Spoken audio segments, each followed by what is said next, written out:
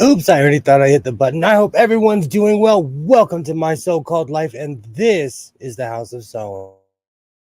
How's it going? My name is William, and this is my so-called life.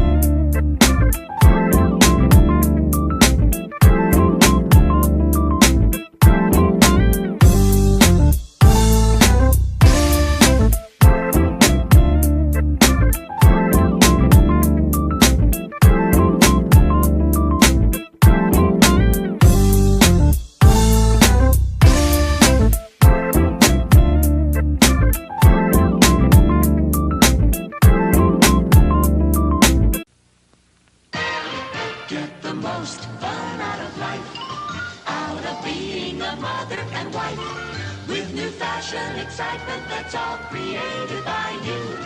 On your new Touch and Sew Sewing machine by Singer. Touch and Sew. Another first from Singer. Be the girl with the golden touch on your new Singer Golden Touch and Sew machine. Dozens of exclusive features, like this new built-in needle threader for the golden slant needle and the push-button bobbin that winds right in the machine. What a wonderful new feeling. You can do all three kinds of sewing: straight, zigzag, and chain stitch. Touch and Sew, the push-button bobbin way.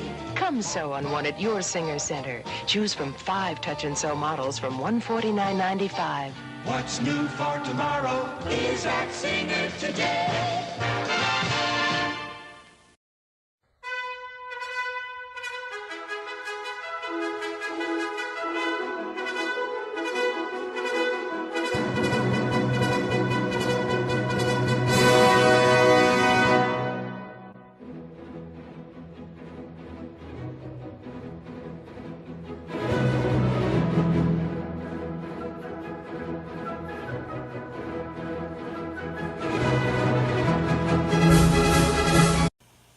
They're just touching Touchtronic memory machines.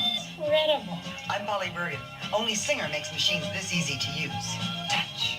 The memory remembers your stitch pattern instantly. Touchtronic speed control remembers to adjust your fabric thickness. What about basting? Touch. Great. You can forget about your sewing machine and concentrate on sewing. The Touchtronic memory machine family. Come take a test, Touch. 100 million people sew easier with Singer.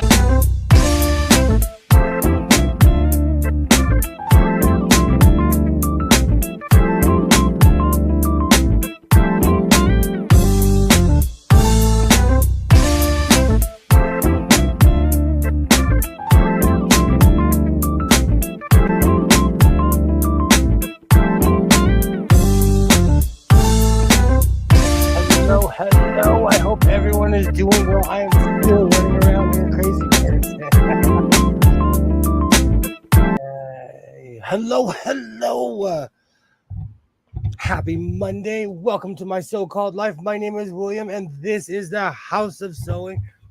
You know, I truly want to thank you. If you're watching this, you have a ton of options. This is the internet, and I thank you for watching my channel. It's Monday. It's hot. I have like 15 fans going on in here. And I have no idea why that happens every single time. All right. Kilroy, welcome back. Welcome back. We're glad to see you here in the House of Sewing. It's been a while. You are missed. Make sure everything is going. Let me start the enterprise. Perfect. So I haven't really been working on the shirt that I started on Saturday. So we're gonna finish it this evening. I have everything pretty much penned and ready to go. We're gonna make the hood this evening, and it's gonna be amazing. I have the picnic pattern ready. I wish you actually have water this time. That's how you know how unbelievably hot. It's not the heat, it's the consistency of the heat that gets you. Because it can be hot and you can just go inside and cool off. Awesome. Awesome. Hello, hello. The push button bobbing way. That song gets in your head. Those old school songs when they got paid to write jingles for a reason. Let me check something really quick. Okay, good. My microphone still sounds decent. Just making sure. But before we get to any of the festivities, do you know I write disclaimer on here because I know I'm going to forget. This program is for entertainment purposes only, and its content is not intended to malign any religion, lack thereof, race, gender, company, individual, or wigs. All opinions expressed by my so-called life and program participants are solely their personal views and do not reflect the views of every single human being on planet Earth. I hope everybody's having a great night. And if you're not, if you need a hug, we have exits on both sides. That's a izquierda and derecha. I hope everybody has a great evening flying my so-called life airlines. I'd like to glad to see you, Rashawn, that you're still hanging out after all the crazy things that hit on your stream today. That's how you know critically drinking is impartial, because someone like me, Mr. So, comes on there and has a great time, and we're all still here.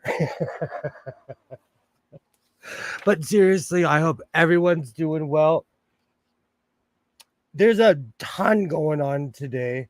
Today is International Joke Day, International Zoo Day. I miss going to the zoo, but nobody will go to the zoo with me. It was so sad. I used to go every year with my son, and he looked at me and he's like, I don't want to go to the animal jail. Well, I do. So shout out to all my zoo goers. And for anyone wondering, SeaWorld is now an amusement park. They've pretty much kept all the animals that they originally hadn't captured. Oh, today is also Canada Day. So when Alibaba comes back, I will be reminding him that today's Canada Day. You are crazy, dude. I see you in the live thumbnail of these shows, and then I do something for a few hours, and you're still jaw jacking on his show. True. I love people having their own opinions and standing up behind them and later waffling. It's what makes life beautiful. Oh, do you know, on the weekdays, I'm always running and jamming because I just got back from the MMA life. Oh, being an MMA parent. Do you know what's funny? People fall into things. They'll say, like, where I'm from, you always hear someone say, I'm a hockey mom, or I'm this, or I'm that, and I'm an MMA dad. I refuse to wear affliction shirts. I'm going to have a whole stream. I need to dig into my old school pile. I guarantee you I have a bunch of those really hardcore old school meathead shirts. But as you can see, I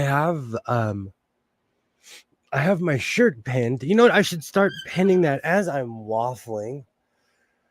Today in 1980, Canada became the national anthem of Canada too. Oh.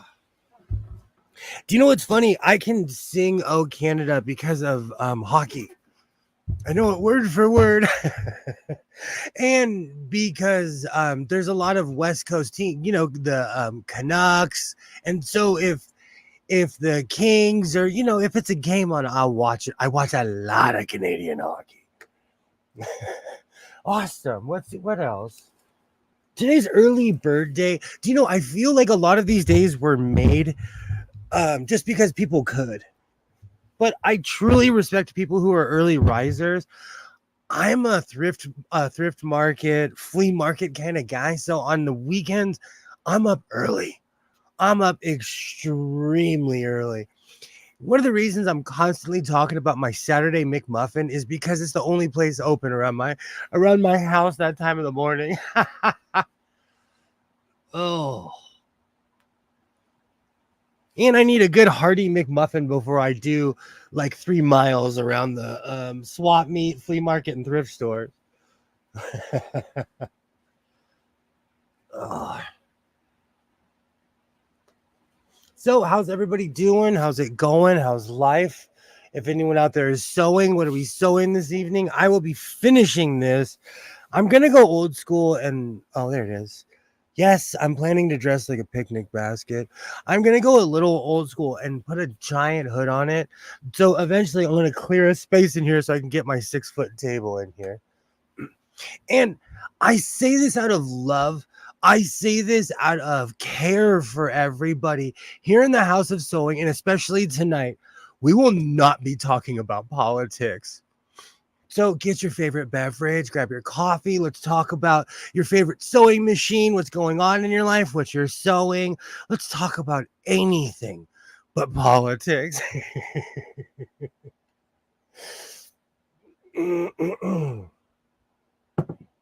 In 1963, they introduced the zip code, and in 1884, they invented the PG. Oh, I'm sorry, 1984, they invented the PG-13 rating, which used to be this show's rating until they had to upgrade it to the R.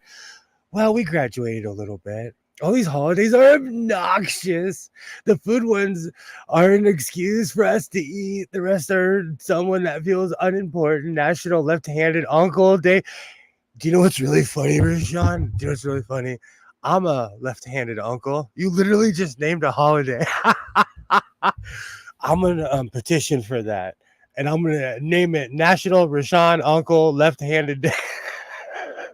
But that's how crazy it is. I actually saw an interview with the person who puts on the website I go to. It's called What Day Is It? And they flat out said, if someone asks me and I get enough people like petitioning for it, they make everything a day, and it's from this particular site. Today it was all kinds of crazy. I always look it up. And in 1903, the first Tour de France began. Do you know what's really funny? I watch a lot of these sports because I've been an insomniac most of my life. So I love the Tour de France. It's something amazing to watch. You see amazing countryside. Today is also, let's see. Oh, International Reggae Day. National Financial Freedom Day. Hey, I don't know who needs to hear this. It's okay if you don't have that. Oh, today's National Postal Worker Day. As somebody who still gets a ton of mail, I'm appreciative, but I'm nice. I have a question. I interact with my postal workers. Most people aren't home. I'm extremely nice to the postal workers. I offer them water. I make friends with them.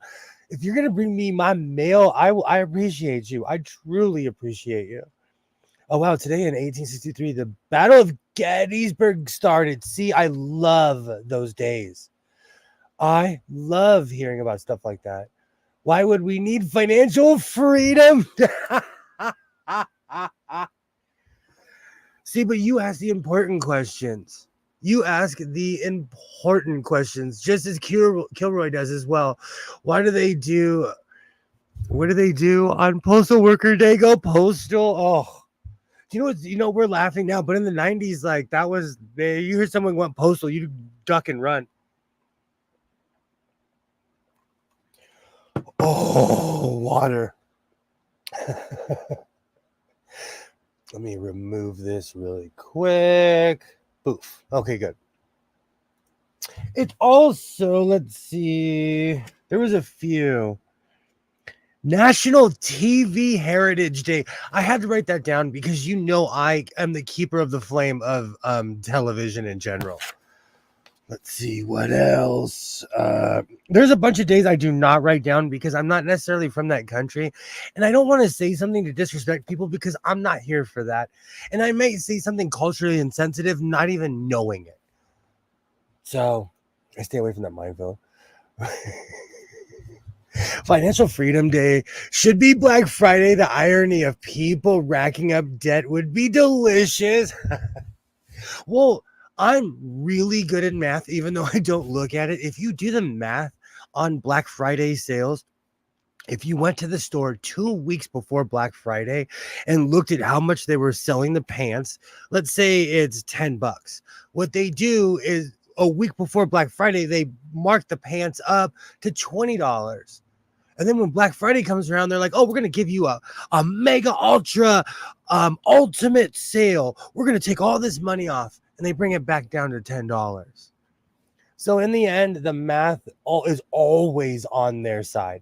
That's why I stopped participating in a lot of these days. Unless it's an unreal 75% off deal, most of the time they're getting their money back. And imagine if somebody purchased like 100 million units of something, and they're like, we're going to give you $75 off. Eventually, if people buy enough, they're going to get their money back. So I try to stay away from Black Friday, Cyber Monday, all of those deals, because you're usually paying the price that you would on a Tuesday in August, depending on what it is.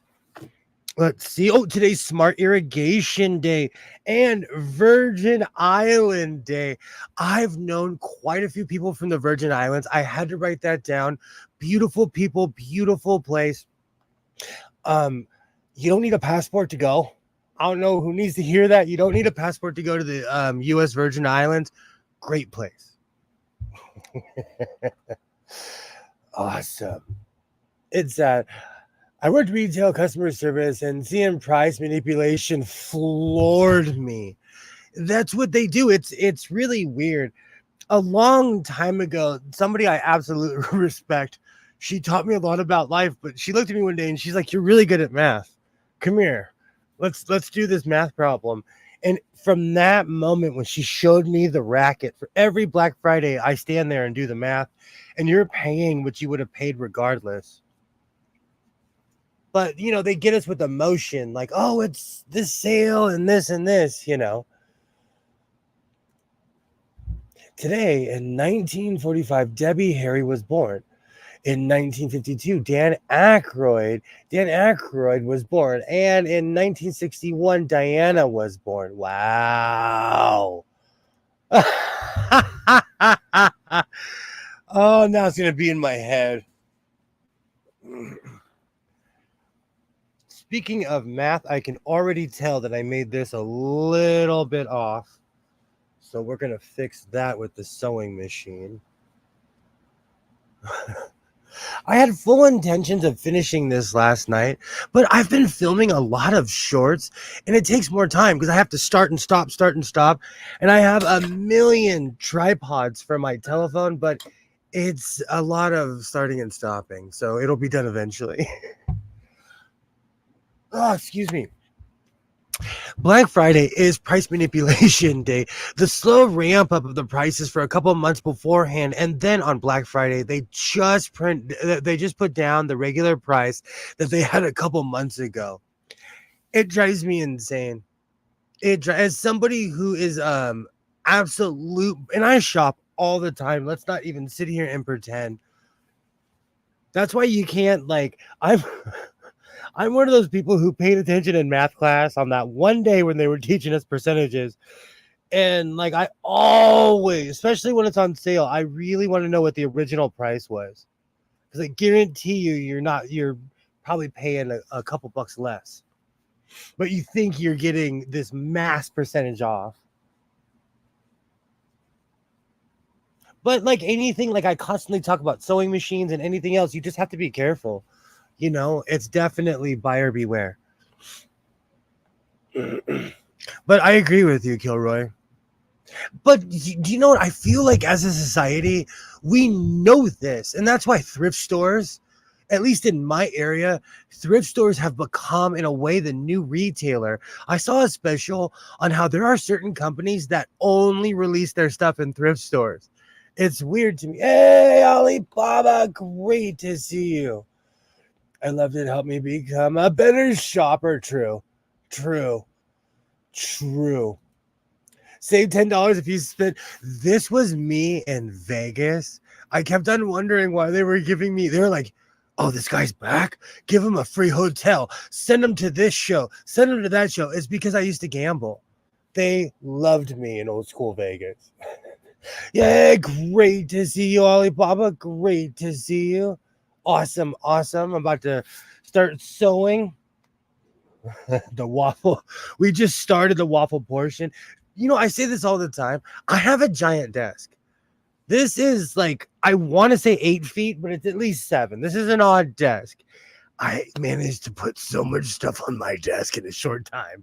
It's crazy how much stuff I jam on my desk. Oh, right. Let me move some stuff around. It is still hot, so I have my water out. Where are my patches? I constantly talk about buyer beware and about what to buy. Hey, Ty, how's it going? Great to see you. We were just talking about Canada Day, Alibaba. Yeah, great to see you, Ty. Great to see you. Awesome. Awesome. Welcome, welcome. Happy Canada Day, all Americans, and soon to be 4th of July. We were just talking about that.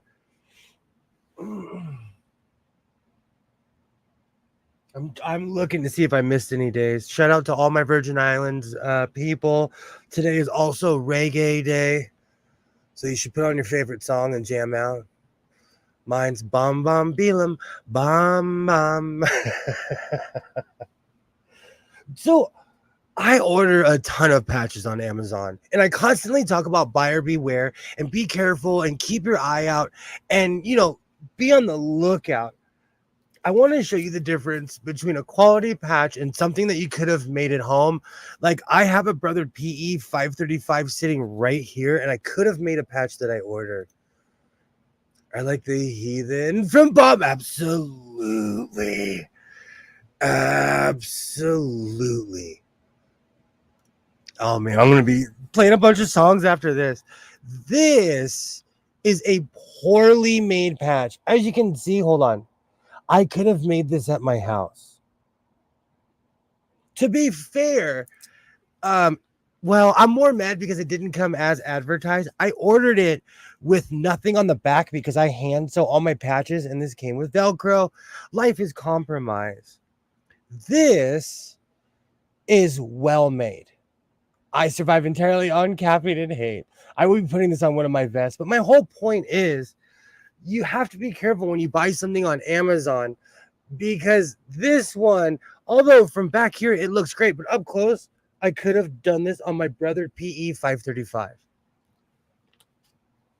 This, every stitch is tight. You can tell this is done by a professional machine. Absolutely. What would everyone create? What would everyone create a day to celebrate? It may already exist, but what is your day that you want? And should it be a day off on a certain day? I'm going to say something kind of crazy. I think we should have a 4-day work week. I think we should have a 4-day work week. And Sunday, so people like on Monday would be the new Sunday. And there's enough people on this planet where we could cycle it around. I say that like it's profound. They literally do it in other countries, and they get along well. I know you said no politics, but on Canada Day, I have to ask why. Why does that place exist? We should move in and add few stars to the flag. Oh. No, you sound like the people when I used to live in Oregon, and all the people I knew in Washington would say that. We should have a 32-hour, 4-day work. Yes.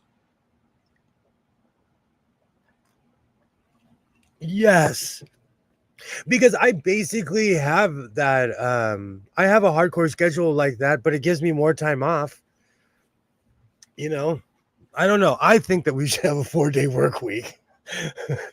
So if you vote for sewing for president, I'll make sure you get a 4-day work week. If anyone is wondering why lights are low, it's just hot. I'm going to put my lights on in a minute. It's just hot in here. Gilray, they tried, but it was too cold and unhospitable. I lived up north. I had lasted like 3 years, I think. 4. No, I lasted 4 years technically, but on the 4th winter, I came home. We tried buying it, but they got wily. There's a whole song about that. In 1814, we took a little trip. I want to be able to go across Lake Erie without having to do international paperwork. Oh, how's it going, Skitch? Great to see you. Great to see you. Awesome. Awesome. Productivity is vastly outpacing population. I agree with you. Well, it's gonna get hotter. I know. It's not. I'm over it. I'm shaking my head because like we just got a new air conditioner installed in the office. Like I'm over it. If anything, we will take Mexico. Better weather. Mexico has amazing weather. Amazing beaches, great food. Mother Nature just wants you to sweat off a few pounds. All right, let me clear this. You know, I love how when people are like, oh, we're going to annex this or this. Man, people at least here can barely handle where we live now. Every time it rains, I'm like, uh-oh. Oh. Yeah, it's going to be a mess tomorrow, Skids. It is. I want a national isolation day. Everyone should have one day with no goods or services to appreciate how many things others do. No stores or services. Anyone that's mandatory gets a week pay that. Oh, anyone that's mandatory gets a week pay that day. I like that. We're in my town. That's like Thanksgiving. In a really odd way, Thanksgiving and like Christmas, everything is shut down except for like Walmart. Grocery store closes at like 7 o'clock at night. It's strange. I'm over it. I am over it, Skits. I'm over the heat. I'm ready to move to Antarctica. Who's with me? Let's go on an expedition. Are you trying to get them to burn the cities down? Most certainly not. As somebody who grows food, I like the average person, like we've had this talk. People who grow food, like you see the entire process from the seed all the way to the store. So it makes you appreciate stuff.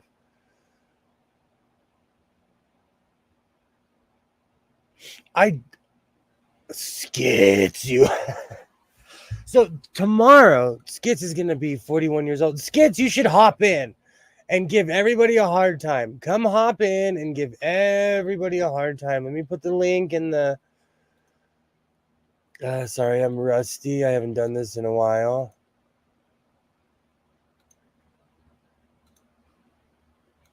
Let me go. It still says Twitter on my computer, just for the record. Just for the record. And if anyone wants to hop in, please let me know. I just have Jordan stuck in my head right now. I hope that's it. That's it. I think that's it. There we go. So I put the link in, guilt hop it. It only happened once, Rashawn. A lot of power plants would have catastrophic failures, and then at that point you'd have for bigger problems to worry about than making up new holidays. So I say this with all love, but you can't take a kangaroo. You can take a kangaroo. Okay. I'm so glad you said that. I was taking notes while my son was in his MMA class. I cleared my throat. The average human's punching power is 45 pounds. And that's people who work out, okay? The average kangaroo punching power is 275 pounds.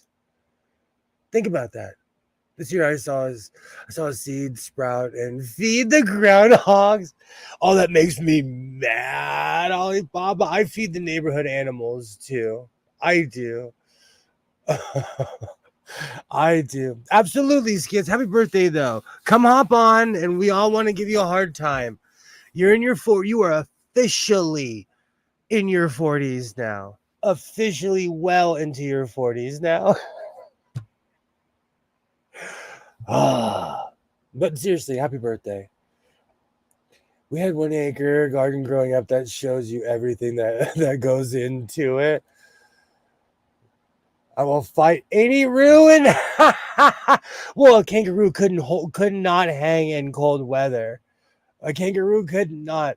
I propagate my own trees, even the past scion stage. Oh wow, growing things is not easy. Absolutely. Welcome to the Club 40. Absolutely. Happy birthday, Skids. Seriously, happy birthday. Yay. I'm not going to punch. Absolutely. Happy birthday. Nothing but love. All the 40-year-olds are like, welcome. But we have things, Roostone. They're calling. This man is hand-to-hand combat. So for the past couple of days, Greg Bryant has been saying how he could take on a kangaroo. And I don't think so. I do not think so in any way, shape, or form. That's my personal opinion. And you know what's funny? While my son was, we're having this conversation again. Let me clear my desk so I can get some sewing done. Remind people that this is a sewing channel, I promise. But we're trying to help Greg Bryant in his life and tell him that he cannot take on a kangaroo. That's why I win. Nothing but love for Skids Crasher. Nothing but love. Oh, that's hilarious. I say this as somebody who's walked up on a moose who buffalo, cows, horses are humongous. When you see a horse, you're like, why are you so big? That's why I miss going to the zoo. Greg thinks he's ready. Everybody else, they're building the stadium to watch. I'm trying to help you, Greg. Oh, well, if he tries and fails, he gets the brain damage, not us. So he can fight the biggest one, as far as I'm concerned. Absolutely, Kilroy is like, let him cook. All right, let me clean this up. I guess I have to turn the lights on, huh? If I'm going to be sewing. Let me put all this away. It is a mess here in the house of sewing. Absolutely. Alibaba, I'll be here for a while. I will be here. His nog is gonna be so messed up that they're gonna have to put him in a state hospital for the rest of his life.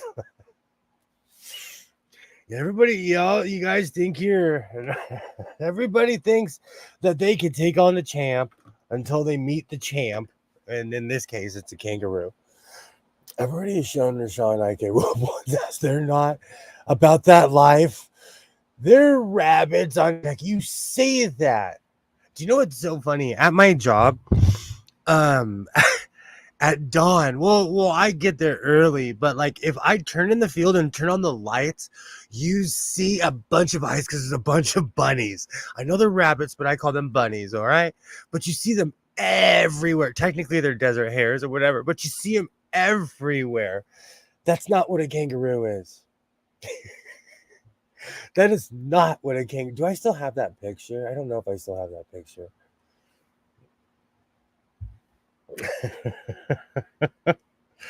Oh, that's hilarious. All right.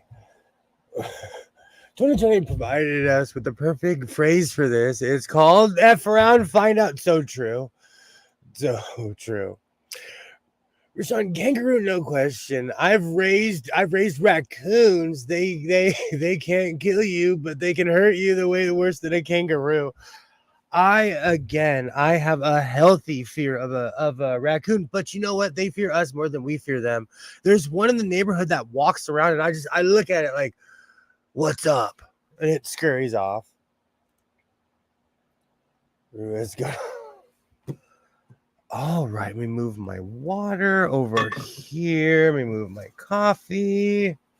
Perfect. Oh, I gotta plug this thing in. That would help.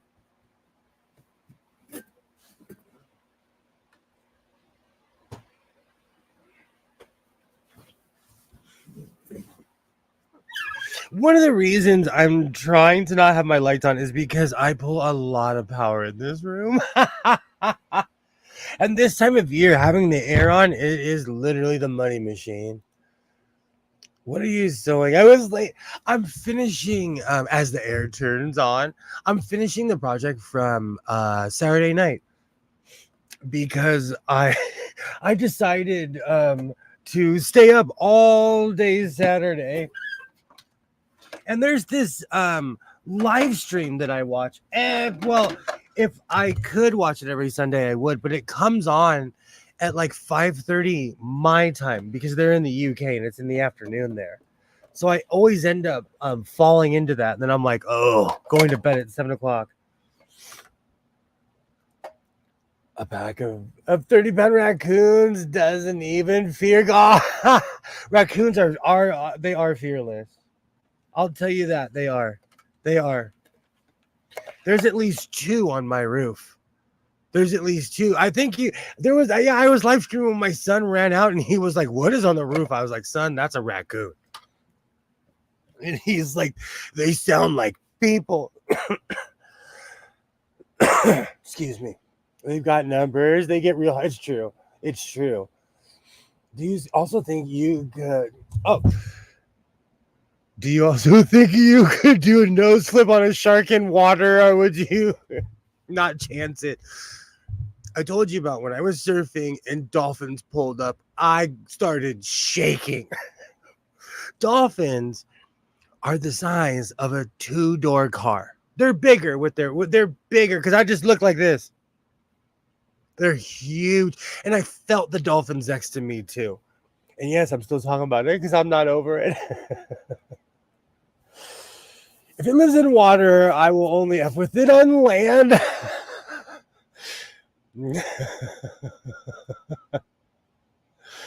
Absolutely. And I have plans on making a giant hood as well. I'm going to get there. I'm going to get there. I got to move a few things though to get my 6-foot table in here. So now that it's summer, I'm seeing all the RVs and trailers on the road, and I have a question. Who actually buys one of these? They seem like a boat or a plane, just a complete money pit. Okay, so for real, my parents did, but they were way seniors. I inherited and sold it to a family member. I had that thing, I seriously got rid of the trailer within, I want to say 6 months of ownership. And the family member waffled for a while, and I was like, I'll take it to your house.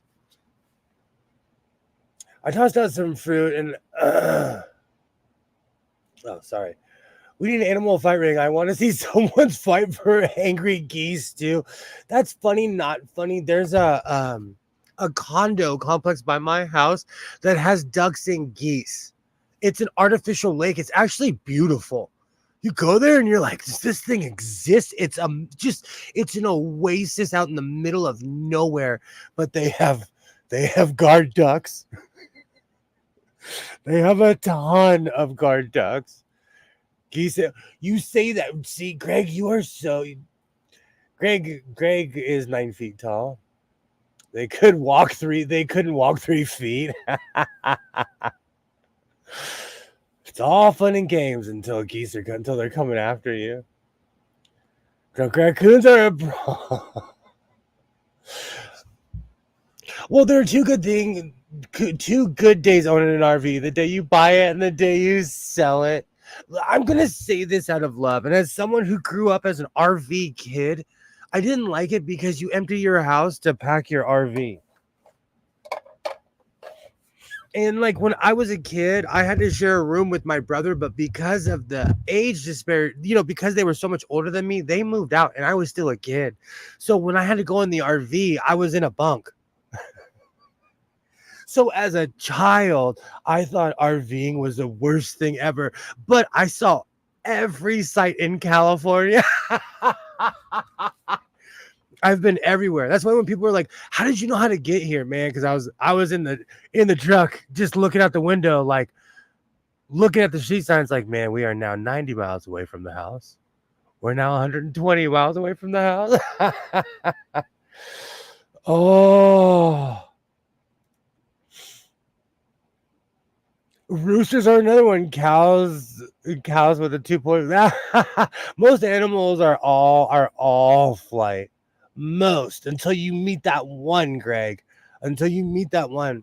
I've been watching van life and would love to try it, but I fear bugs and rodents. I would burn it down. Ty, don't, unless you get like a 50-foot RV, I would have to have an RV the size of my house. Because van life makes me want to cry, because a lot of those people, like, van life is so sad to me. You're bigger than them. Established dominance. I say that all the time because my job is infested with black widows, because we're out in the country and there's huge ones. And I tell people, like, you're bigger than them. I've seen grown men run from spiders. Cow tips easy when it's Alibaba. They would not let you near the cow farm I'm thinking of. I can't do van life. I have I have an actual medical condition. I can't just live in the middle of the desert and pretend like I'm not part of society. You just described me on a Saturday. That is literally me. I go out early, then I hide for the rest of the day. Oh, all right. Let me move all of these before I lose them. Perfect. Before we go any further, I completely forgot. My ring died. It won't turn back on. I don't know what I did. I don't know. Why aren't you working? Work. I've had this thing plugged in for over 24 hours and it's dead. I've reset it and everything. But it's not like I don't have a security camera right at my front door. But still, I like to have in my ring. I live around cornfields. I get mice all the time. So with orb weavers and black widows, fire away with. Doesn't matter. They have more legs than. Where I live is a land. Do you know what's really funny? I feel like a lot of people don't talk about this enough in California. Where I live, we have scorpions. We have rattlesnakes. We have desert foxes. We have all kinds of crazy wildlife here in Southern California. And I feel like people don't talk about that enough. We have every kind of snake that you could possibly think of that loves warm weather. And before put in a bowl of rice. Yikes. And before putting a bowl of rice, you probably banged a sewing machine on it. You don't remember. Oh, so true. So true. Your ancestors are frowning upon you. Oh, I'm not used to scorpions here in Canada. Scor- You know what's really funny? I forgot about most of the wildlife and all the crazy stuff around here. But I was in the bathroom at my job and I was sitting there like this with my phone and I looked down and a little scorpion was attacking my boot. And that's why you wear steel toe at my job. But I work out in the middle of the high desert. So it's real wildlife. We have real animals here, you know? You live in Unless you live in Israel, a scorpion is not life threatening. It's a big wasp. They can frown and drown. I'm not about that. hey, see, Ty's gonna live forever. You see that? Ty Libra is gonna live forever because she has a proper attitude.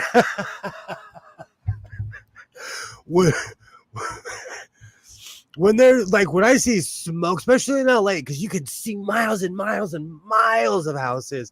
When I see smoke, I drive in the opposite direction. I'm like, oh, I hope all affected parties are well. Oh, makes sense, Ollie. I don't think scorpions tour a lot up there. I couldn't imagine. Wow, you know what's so funny? This is the worst segue ever. But I've seen the band, the Scorpions, at least 15 or 16 times because they perform at county fairs. I've seen them at the LA County Fair 4 times. I saw them in Bakersfield. Long live 80s rock. I've seen the Scorpions quite a few times. I know that's the worst segue ever, but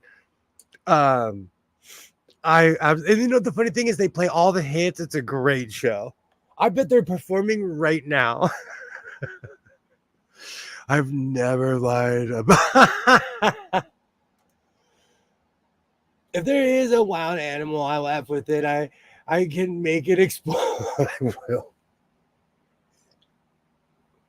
Oh, all right. Gee, I wonder why I can't sleep at night. It's 8:33 at night and I'm drinking really strong coffee. The more Alibaba talks, I think I'll never move north. Do you know? I'll tell you my experience. My dream was to live in Alaska. I went there. I knew I wouldn't survive the winter. I lived in Portland, Oregon for 4 solid years. The 4th winter, I came home. But I'm from the desert. I'm a, you know, it's probably 90 something in this room, or at least a high 80s, and I'm chilling in here. I'm so sick of bugs. I'll tell you, I bought these little mini light, like blue light thing. You know, they're the old school zappers. I bought them off of Amazon and they work. I'll go grab mine in a minute. I can't believe I asked my son, I'm like, have you seen any bugs in the house? And he's like, no. Because last year we were eaten alive. They're literally performing tomorrow. I'm telling you, the scorpions are everywhere. They will not stop until time stops them. Good for them. Good for them. I've seen them a bunch. Every now and then I have tiny scorpion thing here, but when I spray them with cleaning foam, it destroys. I have this stuff that I can only order at my job because it's illegal in the state of California. It has where is that Dualicide? I have this stuff. It's called Dualicide. And it's super illegal. And I don't even know why. When it comes in the box, it has skulls and crossbones on it and all kinds of crazy stuff. But I spray that on any bug, and the bug's like, bleh. It works. It works.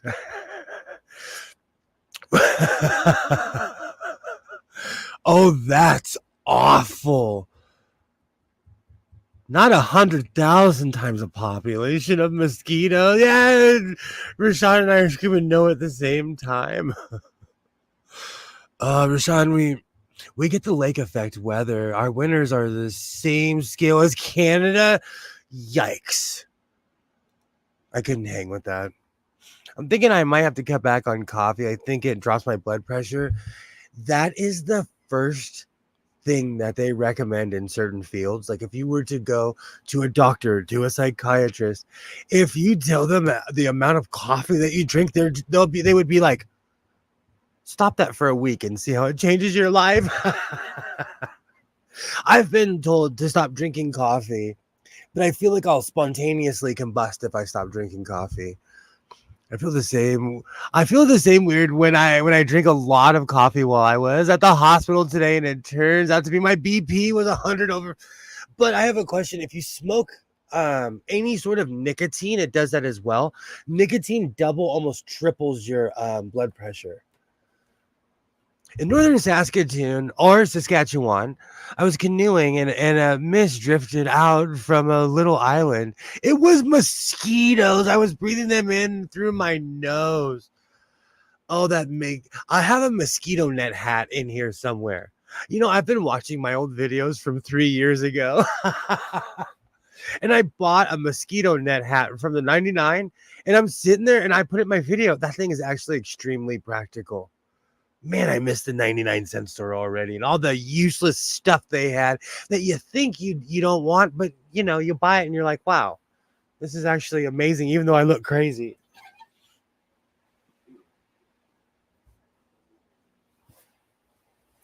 And I could be wrong. Yay! Hello. How's it going, Nightmare Baby? Great to see you. Awesome. Yay, great to see you. Ty, and you know what's funny? That's a horror movie to me, by the way. If you're on a boat and you're just seeing a sea of bugs, that's a horror movie. I would jump in the water. I'd rather die than live without coffee. I'm not going to give up the one source of joy I have left. It's true. I kind of said the same thing. I come from a long line of humans with high blood pressure. As he drinks water.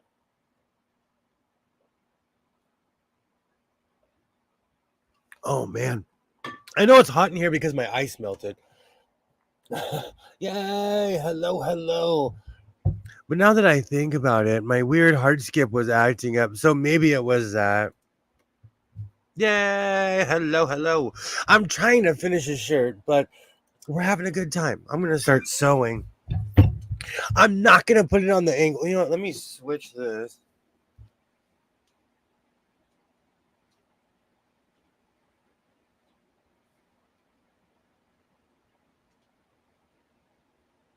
It is so ironic that my cheap camera is the one that keeps up and my expensive one isn't. I used to have the best bug repellents in the world, 4 walls, and eats lots of garlic. Yay! Permathy closed treatment works very well. Yikes. Last summer, I had a big black snake on the patio. I totally lost it. You know what's really funny? I've said it. I get paid to remove snakes. I've actually got quite a few calls this year already, but it's been hot. So they're out. Ice wouldn't melt if you brought up a Stanley. Oh, ice would melt if you bought a Stanley. Do you know what's really funny? I have a fake Stanley, and my son, like, he tells me all the time, why do you buy this fake junk? And he totally grabbed my cup. He turned it upside down. It was rusting. So if my cup is rusting, imagine the metal that they use on the inside and how many years it took off my life on my fake Stanley cup. MosquitoLovesMe.com. See how mature I am. I didn't make a joke.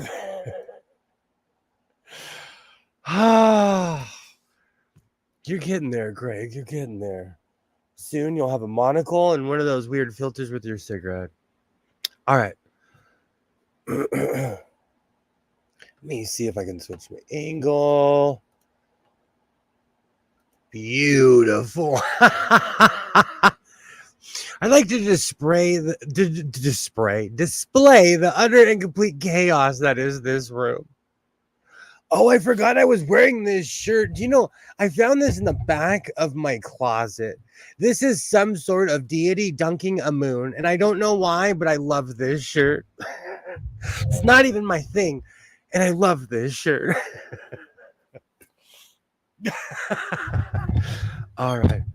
I have no idea why my other camera cannot hang. All right. So after this, I'm gonna clean up a little bit and get my 6-foot table out and make a giant hood. Cause it's been a while. It's been a while. And with the napkin print.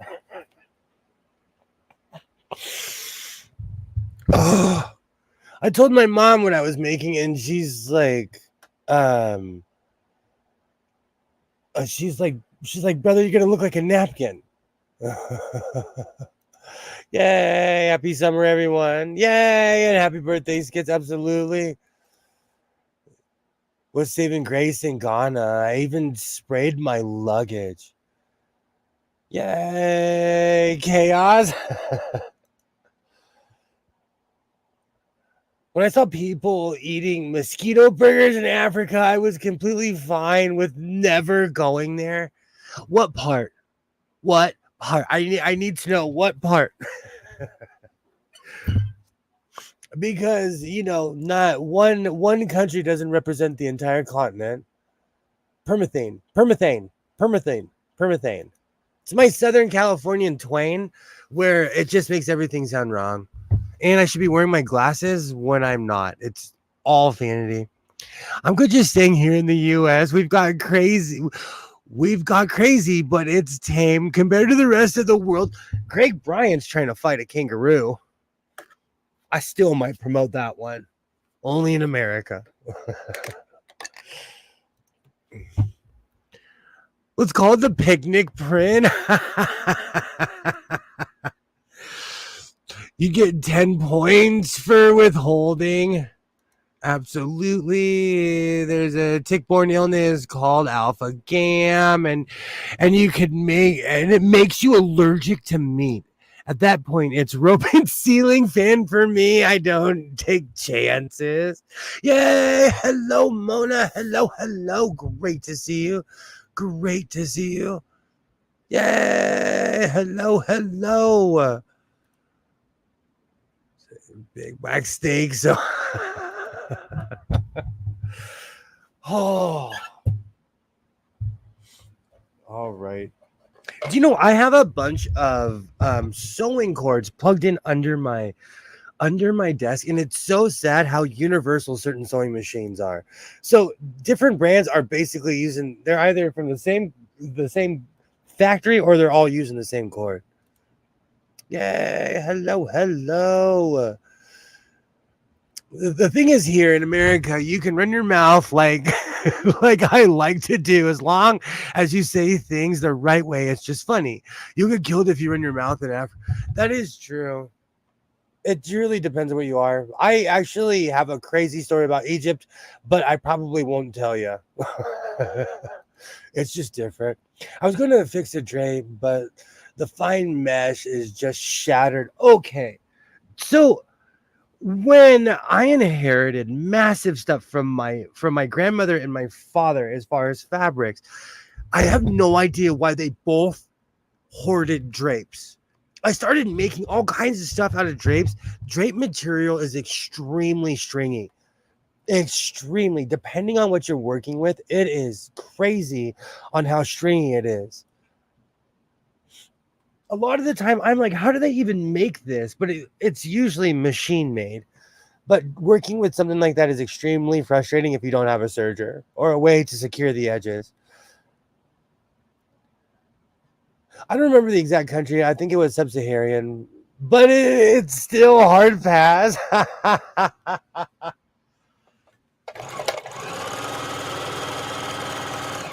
Because there's parts of Nigeria that look like Manhattan. There's parts of, like, just like anywhere. Israel looks like a cross between New York and Santa Monica, California. I've told the story a million times because they have skyscrapers, they have freeways, but then you go and then it's Santa Monica, you know. Yay! Hello, hello.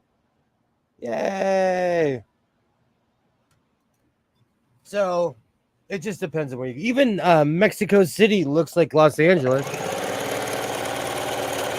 In a lot of ways, it has skyscrapers, pollution.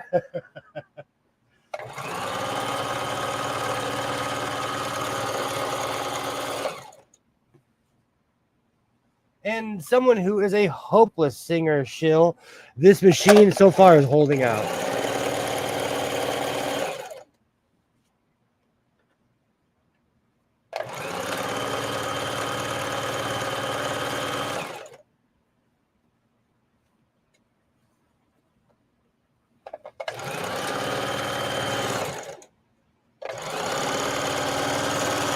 All right, let's see if we went all the way around.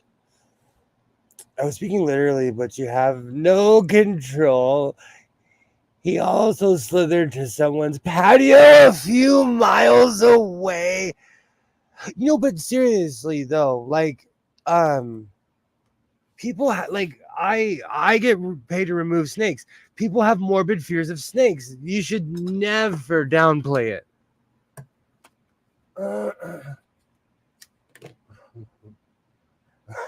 I have breathing issues, man. If you catch me on the wrong day, I could have a heart attack. So I get it. He's going around the neighborhood and the down. Ah, yay. Hello, hello. Awesome. Let me check my notes. Okay, so I have a question for the chat. As I was sewing last night, I have a question. I don't know where I would go in Africa. I haven't really thought that too much on that. I am looking at Nigeria on Google Maps right now. Even Manhattan in the 70s wasn't this bad. So I have a question. Do you watch movies based on the movie stars that are in it or on the content of the movie? Like, would you watch a movie just because there's a bunch of famous people in it? I recently saw an advertisement for a Channing Tatum movie. Channing, I can't say his name. And I don't know. It's just, I'm really into those like old school space movies. I grew up as a child of someone who worked in the aerospace industry. But after I watched the preview, I was like, this is just, no, I don't know if I'll watch this or not. I guarantee you I probably will. Someone I know will be like, hey, let's watch this movie. But it was weird to me. Do you watch movies just because there's famous people on it? Or do you watch it because of what, content? Thank you, Mona. Thank you. I'm the same way. Just because somebody's Nigeria is varying final, but it's white. Absolutely. The content. I watch it based on the director. Wow. So Mona and I are watching it based on the content. I look at both really, the actor and the storyline. Literally the closest embassy to their national embassy is Iran. That's bad news right now. Kilroy is Googling Nigeria. Pretty much. Oh, that's funny. The story has to come first. Okay. Like, I might watch Twisters in a drive-in. I was mad when I saw the new Twisters. I was like, Bill Paxton and what's her face forever. Oh, I can't remember her name now. Helen Hunt. I love any movie I love any movies that are action-packed. Wow, good to know. Good to know. Wow, really? I'm into action-packed movies. I grew up, my parents were like weird Anglophiles, so I grew up watching a lot of like really old school British black and whites. So I love a good dry movie. I love high production, high performance, and high concept. Any one of them will get me to watch. You throw a bunch of famous people, I will give it a chance. Okay. Wow. It was one of those things where I was like, I don't know. I don't know if I'm going to see this movie, but also I feel over inundated because I just saw Oppenheimer. There's all kinds of stuff, so I feel like in Oppenheimer I was sitting there like, oh, I have to think about this one. So I don't know if I have the emotional space for another 1950s. Well, actually, no. I'm sorry. It's about the space program. Excuse me. So it's probably 1960s. Guns, drugs, CIA, FBI, I'm in. I like murder mystery, old movies, paranormal. Do you know, I went through this weird phase where I've seen every episode of the 1980s and 1990s version of Law and Order. I went through this weird phase. I watched it all the way up until the Anthony Anderson days, I think.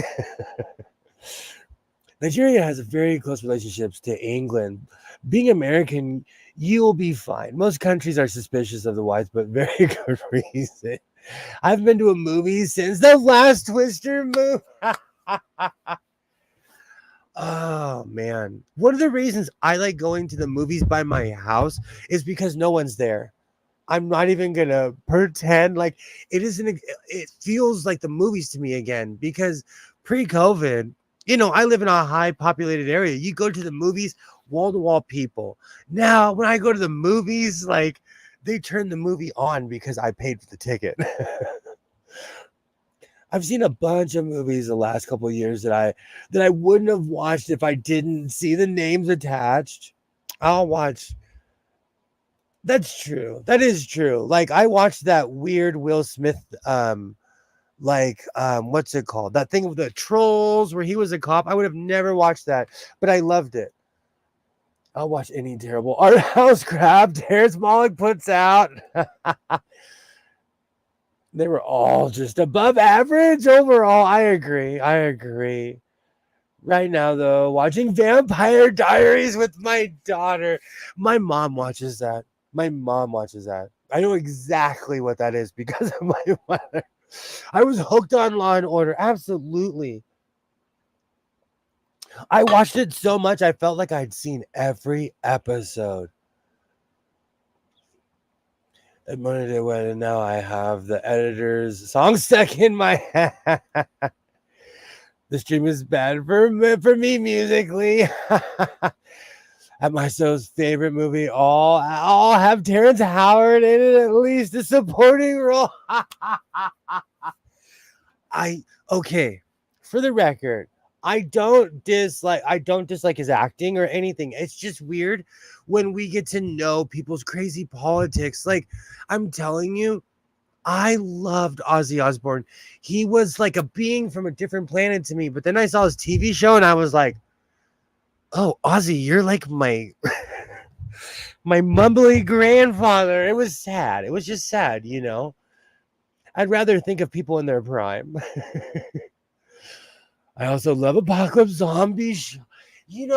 I did for a long time, but I haven't seen a lot of stuff. Name it, I probably haven't seen it. All the movie theaters closed around me. The only theater left are the live community theaters, which are doing better than ever. Last movie I watched at a theater was Princess and the Frog with my kids were young. Do you know what's so funny, Mona? I miss those days. I asked my son just the other day, I was like, do you remember when on Hollywood Boulevard, I think it's the Pantages Theater, they play re-releases. So we went and saw The Nightmare Before Christmas. They had a Jack Skellington run out. They had all these 3D effects and everything. And me and my ex-girlfriend were like, this is the coolest thing ever. I asked my son, I was like, do you remember that? And he was like, no, I don't remember any of that. I miss those days. I miss when he was a little guy and we'd go see all kinds of stuff. I can't do zombie, monster, or horror films. Normally, the people in those shows are embarrassingly easy to kill. Oh, come on. I also enjoyed the Aussie series. I was going to be a zombie in the Cesar Romero remake in Toronto. I couldn't make it. Alibaba, you are so, you are so interesting. I'll never forget the story from his show where they fell asleep with a candle burning downstairs on a glass plate and they woke up to find a bunch of glass and wax all over the kitchen. Oh, good times. I'm telling you, like, it's weird to me when they become real people because you think of them as these otherworldly beings, but you remember they're okay. And this is not allegedly. Let me switch my camera because I'm not trying to be mean when I say this. And I'm not height shaming. I'm 5'9". So when I say this, in no way, shape, or form am I saying this to be mean. Um, I met Vin Diesel a long time ago. And you know, you can't even sue me because this is the truth. He is 5'6". For some reason, I thought he was gonna be 9 feet tall. And I knew the person who was his bodyguard, and they were 6'9". And for some reason, I was like, why does Vin Diesel need a bodyguard? Then I met Vin Diesel and he's 5'6". Don't run up on him though. Don't run up on him because he's buff. He's a buff dude. But I was so surprised because I'm 5'9", but with my cowboy boots on, it gives me the illusion of height. And I'm like shaking his hand, and I'm sitting there the whole time. I'm like, the movies are such liars. In my head, I'm just like, the movies are such liars. Then again, rednecks are actually bad guys. They are. They're true. I've watched a million old school slasher films. Really, I've learned how to survive by watching those series. It is true though, Greg. He's shorter than me. I was I call my shoes my William Shatners because when I was a kid, I was obsessed with the original series of Star Trek. If you look, William Shatner is wearing disco shoes, like because everybody else, Leonard Nimoy, they're actually tall. William Shatner is not a tall human. So when I met Vin Diesel, I was like, I just expected him to be taller. It's just, but television lies. Vin Diesel is 5'6". He looks tall. Thank you. I was shocked. He will eat his tribe from the job. Great. Excuse me. How can you be buff at 5'6" easily? If you think about it, okay, because I work out, it's easy. Like if you look at my wingspan, I have a long way to go. When you have shorter arms, you just go like this and you get huge. And there's nothing wrong with being 5'6" at all. Wow, I could pick up Vin Diesel by the head. He's big though, like he's a brick. He's a brick.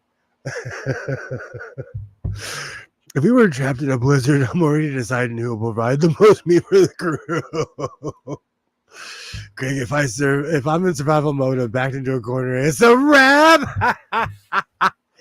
It's all those survival shows you guys are watching. That's why. I'm gonna become a vegetarian. I already grow food. I've seen some of you guys' diets. There's no way. I'm gonna be a vegetarian. I'm gonna start growing pineapples. All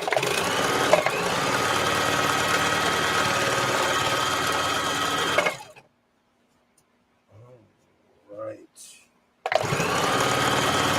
Let me move this a little bit. Not a lot you can do with little bricks though. A blizzard is nothing for me. That's true. That is true. The Canadians are laughing. The Canadian delegation is laughing at that. Look, I'm trying to get us out of the least people dying, starting with the one who can feed the group. Oh, excuse me. Propaganda is online. Google says 6 feet tall, but I think nobody is 6. It's probably just what people. Do you know it's so sad? We have a saying like when anyone ever says, I'm 5'10", okay, you're really 5'9", or I'm blah, blah, blah, blah. You're really probably not as tall as you think you are. It's really sad. Like, we should stop the stigma too. It's okay to be short. Like, it's okay. I'm odd bodied. I'm 5'9". I wear size 13 shoe. It's okay. I have an odd torso. It's okay. I am pro. I'm pro all bodies. If you're okay with it. Oh. Girlie, you should look at Roman structures for little brains. They did a lot. I'm obsessed with the Roman era from way back as a kid, even. In a lot of ways, I am too. Do you know what's funny, Alibaba? Like, when I truly want to drift away, I watch a lot of documentaries on Rome and Egypt. Like a lot. To the point where my algorithm, because I fall asleep too, my algorithm is like a lot of documentaries and sewing. Just like girls don't know how tall 6 feet. I'm 72 inches in my socks. Because I was in the army. Oh, that's funny. You may be part Neanderthal, Will. I know these things. Oh, you and I go way back, Alibaba. Way back before the Preozoic era. I'm 6'5", and I've got all the headaches from hitting my head, and can prove it. I can't do all the auto work. I can't do all the auto work because my damn arms won't fit. I would have walked miles in a blizzard like Hannah, but I survived. You know what, though? I have long arms, Kilroy, so, like, under certain vehicles, it depends.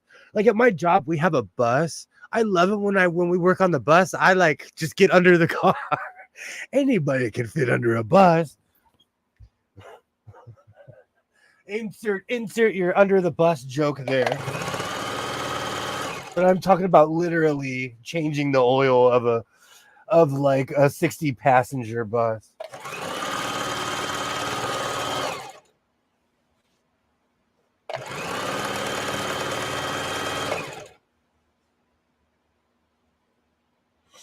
All right. You hear me sniffling? It's because of the constant weather change. And when I say weather change, I mean like going into my house with my AC. Oh, it caught. It caught. Did it go all the way around? Perfect. All right. It only took me an hour and 60 minutes to finish that. My brother is 6'4". People actually stare at him when he walks into a room. 6'5" is like, my sister has 2 children. One is 6'8", and the other one, I don't know, he's like 6'5", 6'6", or something like that. And she's 5'4", 5'3". Genetics are funny that way.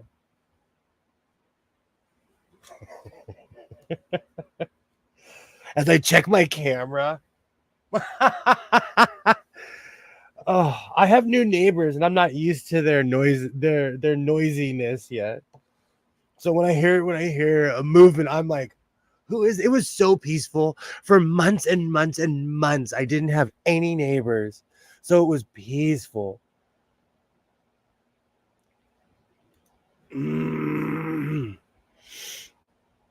I'm a dead 6 feet, and people think I'm like 6'2", 6'3", perhaps. No idea what people truly don't.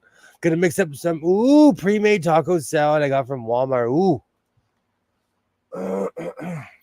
All right, so let's take a look at this. Let's take a look at this before we add a hood. Let's see how it looks.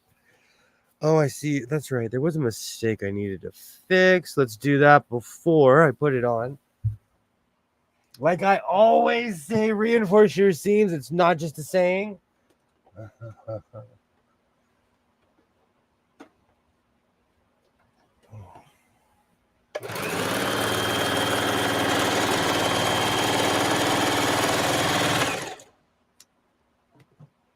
Beautiful. Beautiful.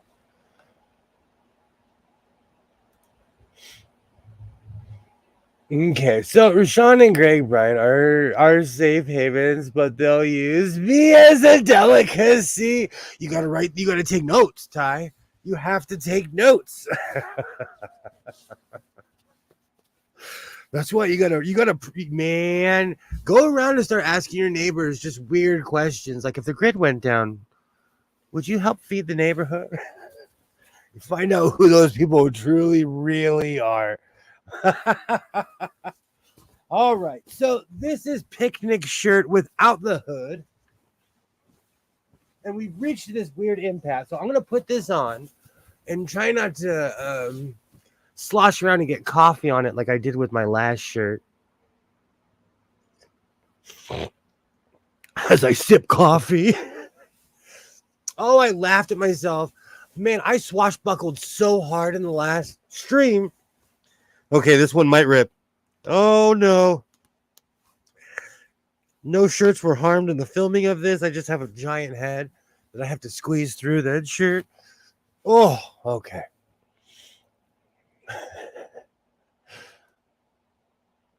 I wouldn't eat you first. Not enough meat, absolutely. No. Last thing I want to do is thank you. Good news, you likely won't have to. You'll be the as soon as we have the conversation about who to eat, I'm considering self-checkout. See, this is why I'm going to be in the woods making clothes on my treadle sewing machine, ignoring all of the world's problems. Oh, you guys are letting me know why I'm going to retreat straight to, oh, whoops, wrong camera. Let's try this one. Perfect. I remember you as a hero. Greg's over here making life decisions. Are you kidding me? That's why I stand like this. All right, so I've reached that weird impasse. Do you know what? I look like I work at KFC in 1975. Tell me I'm wrong. I don't know if I should add a hood on this. You know, I always say that, but I should add a hood. I should. Let's keep going. Let's keep the party going. I'm going to move some stuff around, and I'm going to add a hood to this. But I love the picnic pattern. But now that I have this on, this reminds me of every fast food restaurant when I was a kid. This reminds me of Pioneer Chicken. Oh, man, I miss Pioneer Chicken. I miss Pioneer. My parents were like, we're going to go on a picnic. They would get all the picnic basket, all the picnic stuff ready, and they would literally get Pioneer Chicken. Yay. Thank you, Mona. I do look like I work at KFC in 1973. Great. I still think that fabric would have been a great summer shows. I still have a ton, and I know where to get this fabric, Alibaba. This is from the people that love me at the San Fernando Valley Swap Meet. Those vendors love me, and you can always tell because they give me massive price breaks. But again, because of the math, I'm buying a lot. So in the end, regardless of how much they put the price down, they're making money off of me. I love this shirt. Yes, KFC 1973. Definitely given table. Never been trapped in a blizzard without food. Back taco salad is Kilroy, I love taco salads. I make what's called a poor man's taco salad. I get tortilla chips, cheese, and lettuce, and whatever else I feel like putting in there. But I love taco salads. I'm the Colonel in 1976, and he gave me a piggy bank that looks like him. He told me to save my money. Oh, you should. Do you know how much money? I'm a reseller. Do you know how much money that would be worth? No, in the pause, wait. I am shamelessly Caucasian. Oh, Greg. All right, so let's get in the KFC look for a little bit longer. It fits well, though. My body is changing. I'm expanding in all kinds of directions, and I'm okay with. So I've been adjusting accordingly, and this fits perfectly. I can tell what part of my life I'm in when I put on certain shirts. So this fits great. I'm going to take it off. I'm going to put it back on the dress form. And I'm going to make some room in here for my 6-foot table because it is an utter and complete mess in here.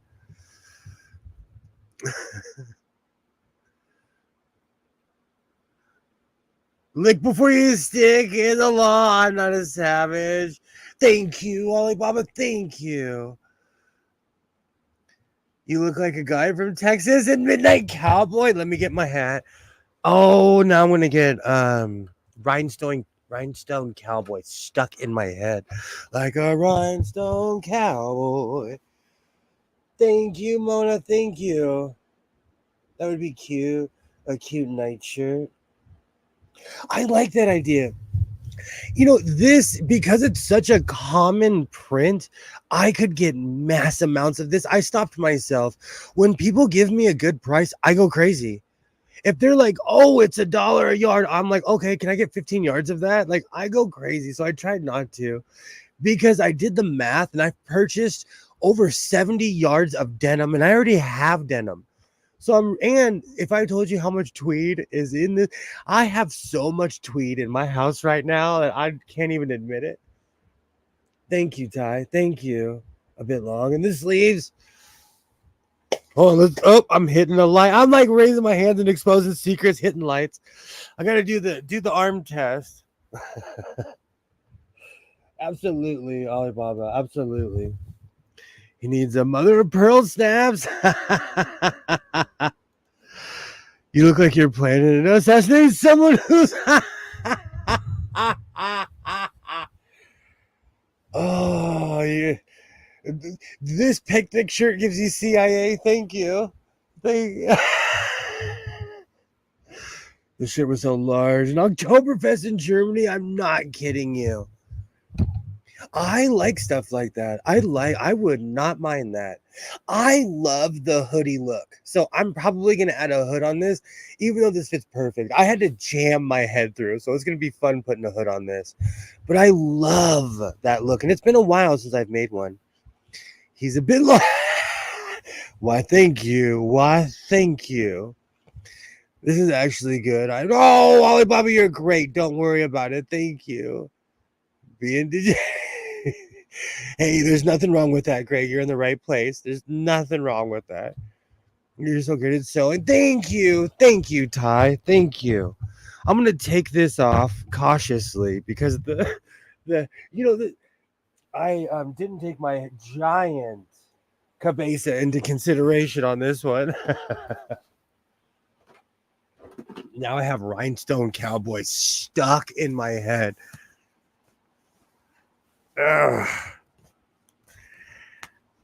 This is the problem when my measurements are too perfect. Oh, I need to take the top of my head into consideration. I always forget that I have a giant cassava melon head. So when I make certain things, I secure the neck in tight because I like a tight neck on my shirts. But then I always forget the circumference of my head. All right. Perfect.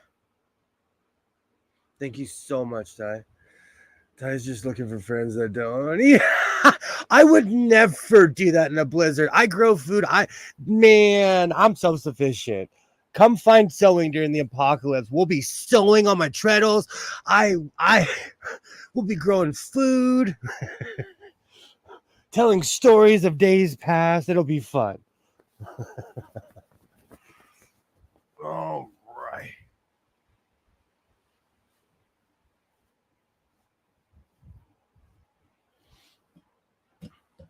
Do you know, I lucked out when I found this dress form that's the exact same size as I am.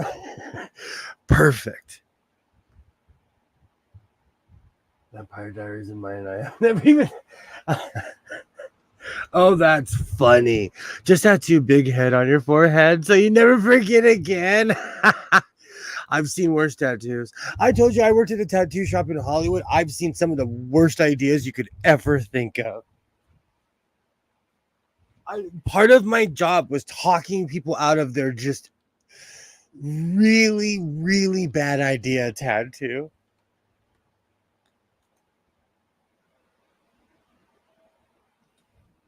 In the 1996 ice storm, I supplied 20 plus families with oak fire starter sticks to get wet.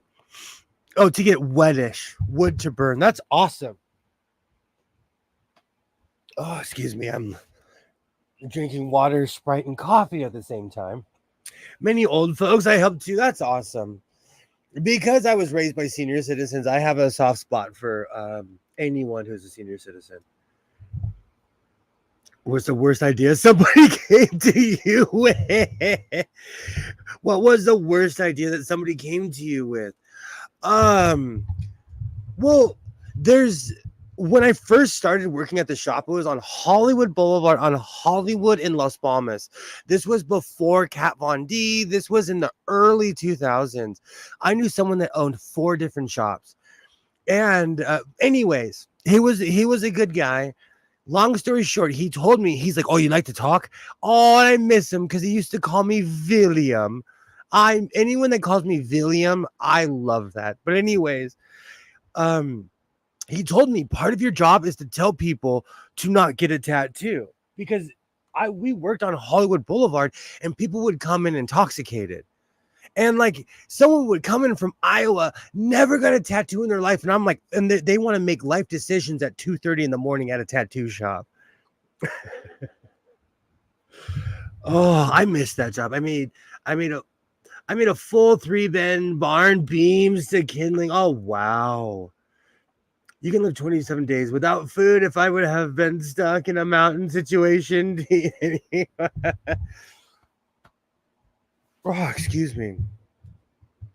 And so I'm trying to think. It's always people who get like what they think is going to be their spouse forever, or they'll get like so and so's property, or they'll get some street or something. I would tell people my line that I would always win with is, "You're not going to feel this way in 10 years. Ask yourself, are you really going to feel this way in 10 years? Well, was that Mike? No. He actually was a really hardcore dude, and he was so nice to me. He didn't have to be. Oh, the tattoo guy. No. You know, it's really funny that you would say that. He probably owned the other shops because it was really weird. There was these weird conglomerates. Like the person I worked for, he owned 4 different shops, and actually I helped build Oz Tattoo. If you ever come to LA and you go to Hollywood Boulevard and you see Oz Tattoo, I literally helped build that place. Oh, the good old days.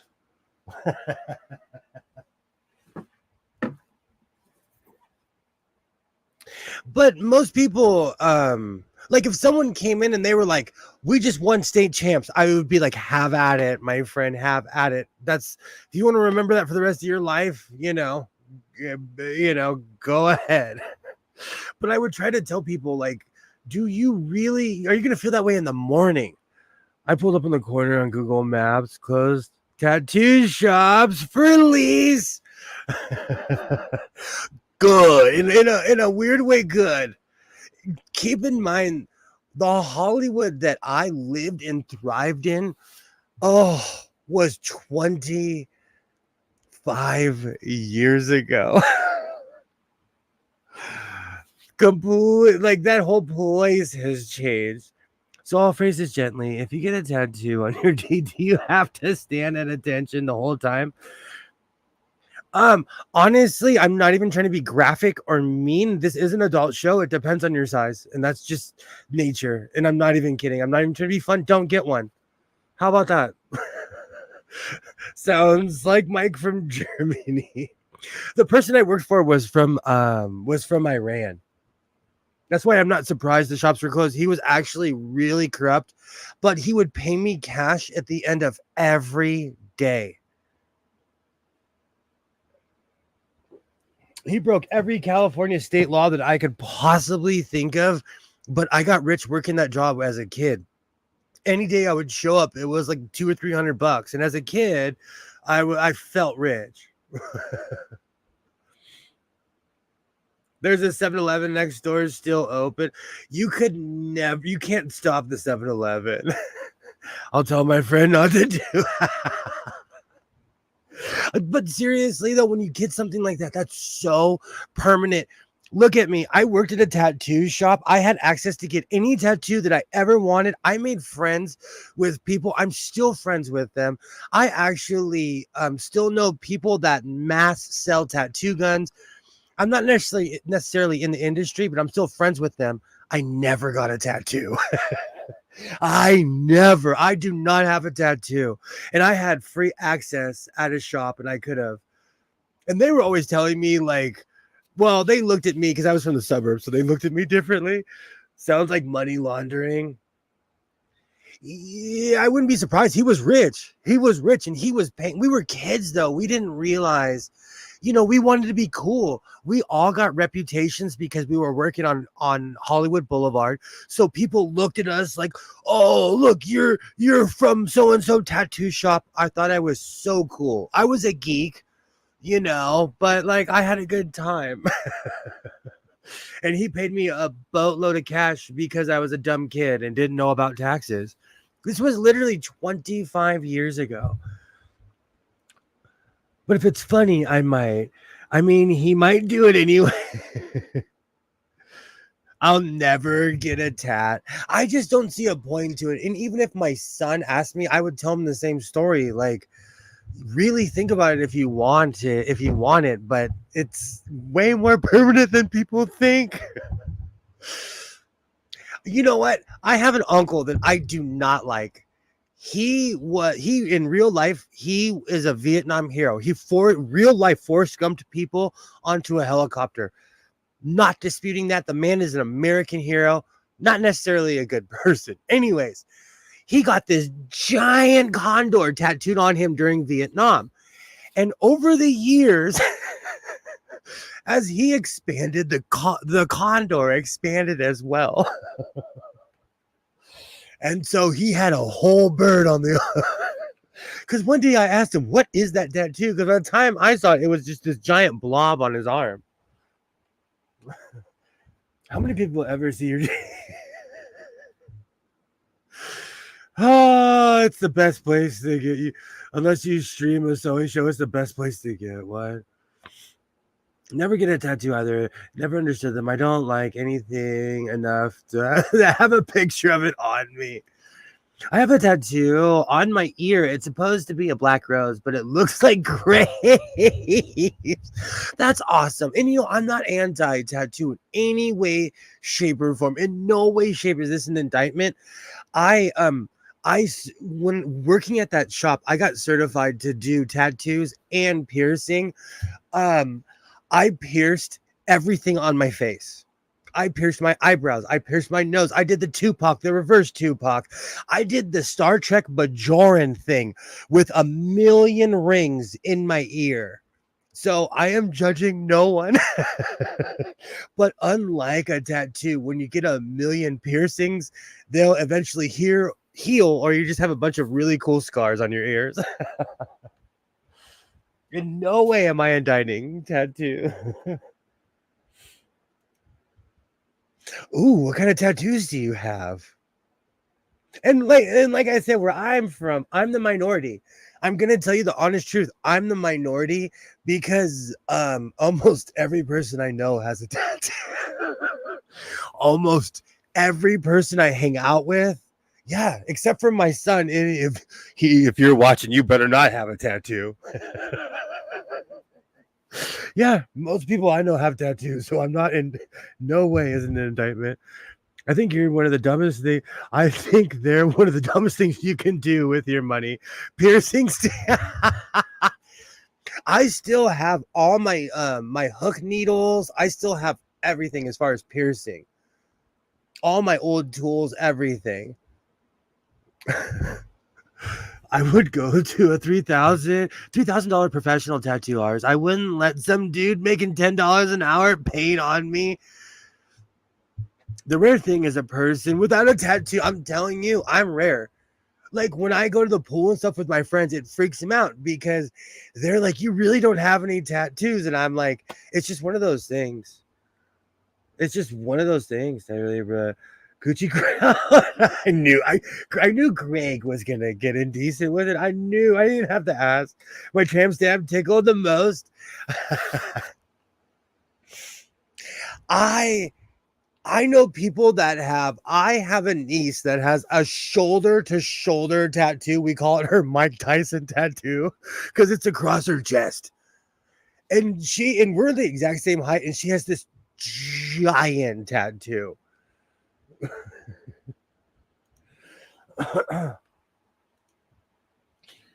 My other is on my arm and shoulder blade. That's awesome.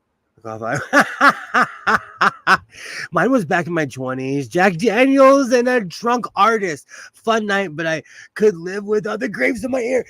Thank you, Mona. I'm telling you, when I worked in Hollywood, that was my job. Because especially anytime after 1 or 2, I'm like, uh-oh, everyone's going to come in inspired. This sentence, everything that Mona is saying is why I will never drink whiskey again.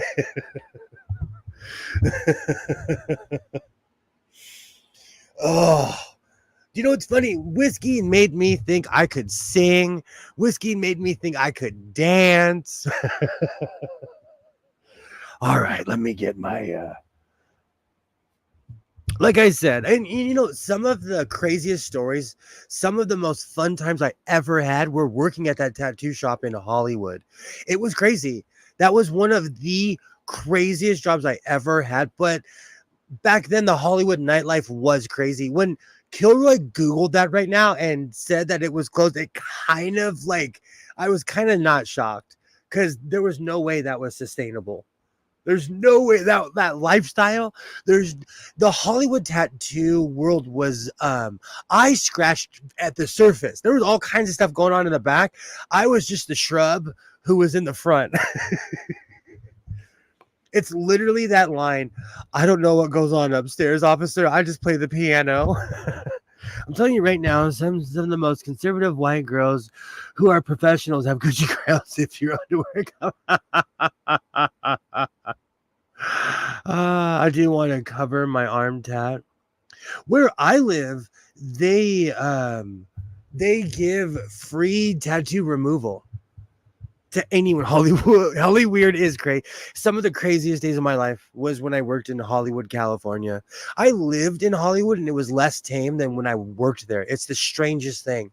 I guess the one particular street I lived on just wasn't exciting.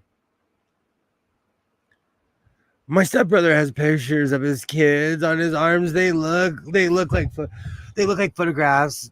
They were $4,000 each in 90s money. That's crazy.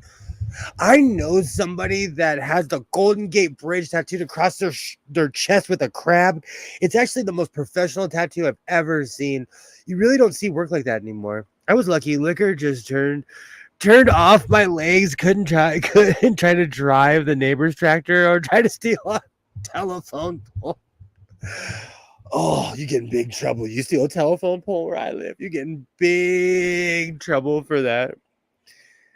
He knows the dude who does a lot of celebrity tattoos. I would let that dude tattoo me. I need to cover my tramp stamp too. You know what though? Like, I don't think there's anything wrong with it. You know, one of the reasons I constantly talk about it is because when I first worked at the shop, I came to them with a really bad idea. And I told them I wanted this really angry tattoo. And this one guy who I still respect, he was like, come to me in a year. If you still feel this way, I will give you that tattoo for free. And I didn't. So I'm glad I took a year off. Hey, Dose, how's it going? Great to see you. Dose. Yeah. I love, excuse me. I love Spaceballs. I love the movie Spaceballs. Oh, I can make your avatar bigger, Dose. I love it. How many people see it? Greg is over here. Oh, let's go back to kangaroos, Greg. I'm going to find a kangaroo with a tattoo. Absolutely. Dose is in the building. Absolutely. Hello. We're talking about white girls. I used to work at a tattoo shop a long time ago, Dose. 25 years ago on Hollywood Boulevard. And I've seen some crazy stories, and Greg Bryant is over here having fantasies about it. Yay. Hey, Dose. I love Spaceballs, Plaid Speed. You know, I'm biased towards these movies because these are the movies I watched as a kid. So I'm extremely biased towards Spaceballs. That would, man, I'm looking up like you can see it. I have all the old VHSs from my parents' house. I guarantee you it's above my head. I guarantee you it's above my head right now. I thought you were gonna die with that laugh. Oh, one day, Kilroy. Oh, I will fight a kangaroo and get a D tattoo. If I lose, a bigger one if I win. Oh, Mel Brooks could never make a movie now. No, because we're so scared of each other now. You could never make a movie now. Awesome. Yeah, Kilroy, you're missed. You are absolutely missed, Kilroy. Actually, you know what? Let me make some more space before I bring my 6-foot table in here. And I need to measure. I always forget to measure the I pretty much know the size, but I always forget to measure. And then in the middle of me making the hood, I'm like, oh yeah.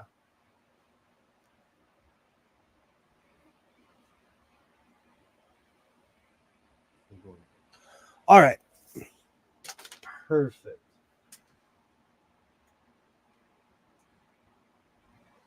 Let's plug that back in.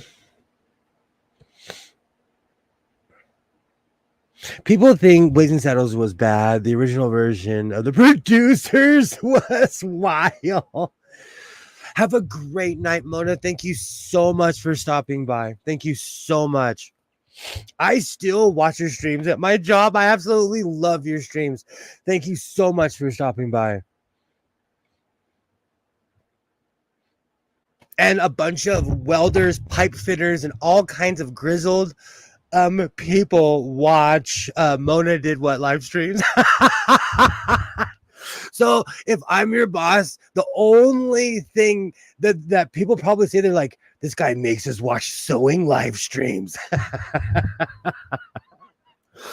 I like a woman who makes poor decisions. He doesn't get pushed at all. He doesn't get pushed at all. Oh. Yay. Have a great night, Mona. Have a great night. I just got a new DJ controller yesterday, so I'm gay as hell right now. The old gay meaning. I watch a lot of old school black and white movies, and modern day people would not be able to hang with the language. They would not at all. I was feeling like shit, and then I was getting up before the mailman. Dude, that's why I wasn't here. That's horrible. When my sleep schedule changes, that's the worst. I'm still not over mine. That's how I recently found out that the McDonald's by my house is 24 hours a day. I didn't know because I usually don't go in that direction in the middle of the night, and I found out the one by my house is open 24 hours a day. The 2008 producers was tame. The original had Hitler singing with women wearing pretzels on their titties. Yikes. The old gays are crafty. Watch your... All right.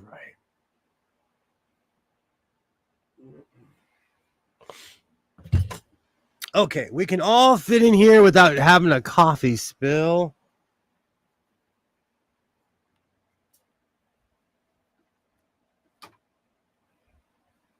I think there's more than enough room to get this 6-footer in here. Doing the...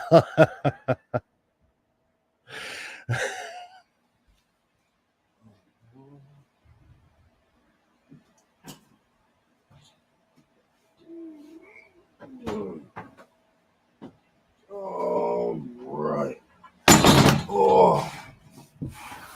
had another question. I can't remember. Let's see. Oh, I have a question for you.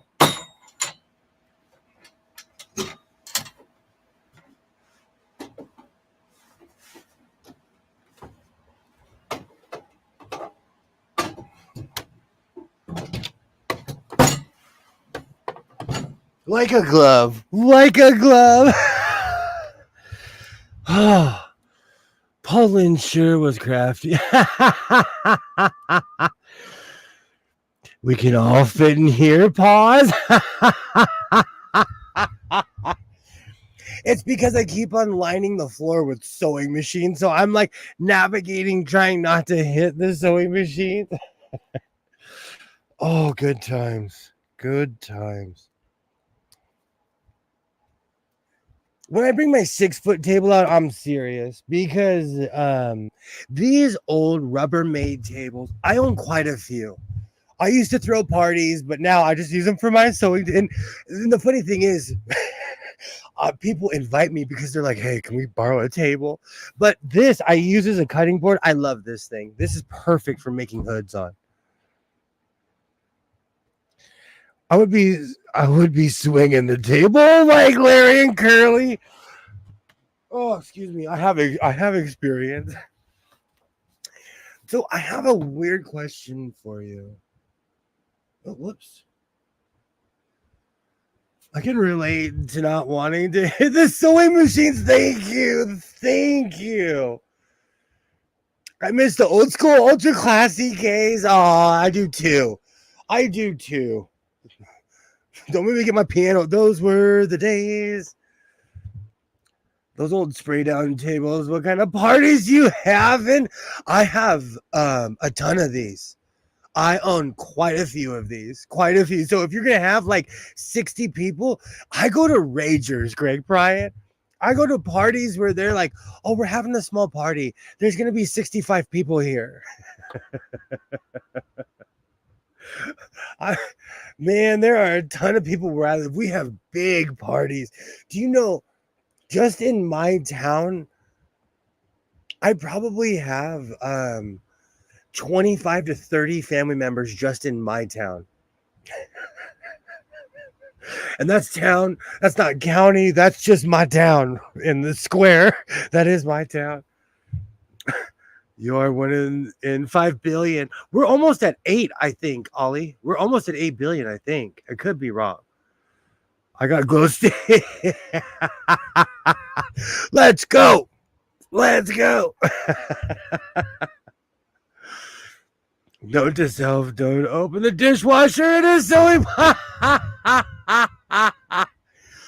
yeah, don't.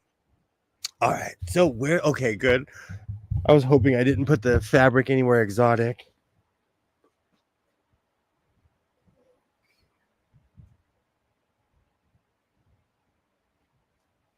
Perfect. Okay. So I have a weird question. What is the strangest rabbit hole that you've fallen down on YouTube? Is it psychology? I'll tell you, I got into magnet fishing. I've watched more videos about psychology in the past 5 years than I've basically gone to college 6 different times. How-to videos. I was obsessed with 5-minute hacks until I figured out you couldn't do most of them. Is there weird rabbit holes that you fall down? Like, I got so into magnet fishing that I have full equipment and I'm ready to go. I'm trying. Oh, I'm obsessed with curling. I'm obsessed with curling. I didn't know pre-pandemic. And one night I was sitting here just bored and I started watching, I'm not kidding you, Canada curling. I have been subscribed to Curling Canada for the past 4 years. And I hope you're rooting for people that don't even live in my country when the Olympics come. So how much sewing BS did you catch when you were out magnet fishing? You know, I wanted like a World War II piece or a helmet or something. Nothing Nothing crazy. I cannot say here. Me too. There's a few I'm not mentioning. There's quite a few. There's something I obsessively watch I can't talk about. Oh man, you have no idea. I can derail this entire stream right now. Parrots talking is my favorite rabbit hole. I already knew about I'm obsessed with magnet fishing. Full equipment for magnet fishing isn't as impressive as it is. But I have the professional magnet rope. There's a weird section with 0 view videos. I forgot the trick to make them come up. Oh, that's crazy. You know what's funny? Look at the trees. Got like on his community page or something, he found this crazy Christian lady, and I subscribed to her channel. It's been like a year or something, and every time she posts, I'm like, oh, I forgot I was subscribed to you. But she's so wacky that I'm still subscribed. Wacky human. And I forgot about that because she made a video the other day, and I'm like, man, you're still wacky. I can't remember her name. I gotta look, but Trees posted her a while ago, and I've been watching her for a while. Oh, I tried to get back into drawing and crafting, but I'm lazy AF. My circuit is hanging out with cricket. My cricket is hanging out with crickets. 29 Shadowline Man. That's another thing. I do fall into these extremely hardcore sewing rabbit holes. I do. Anna Jones singer 12 clone mudlarking. Whoa. I'm telling you. Okay, so some girls figured out you can show the man's pubis on you. Oh, okay. Do you know what's really funny? I actually, Greg, it's really funny that you would say that. I obsessively watch anything about clothes. And so I typed in clothes try on.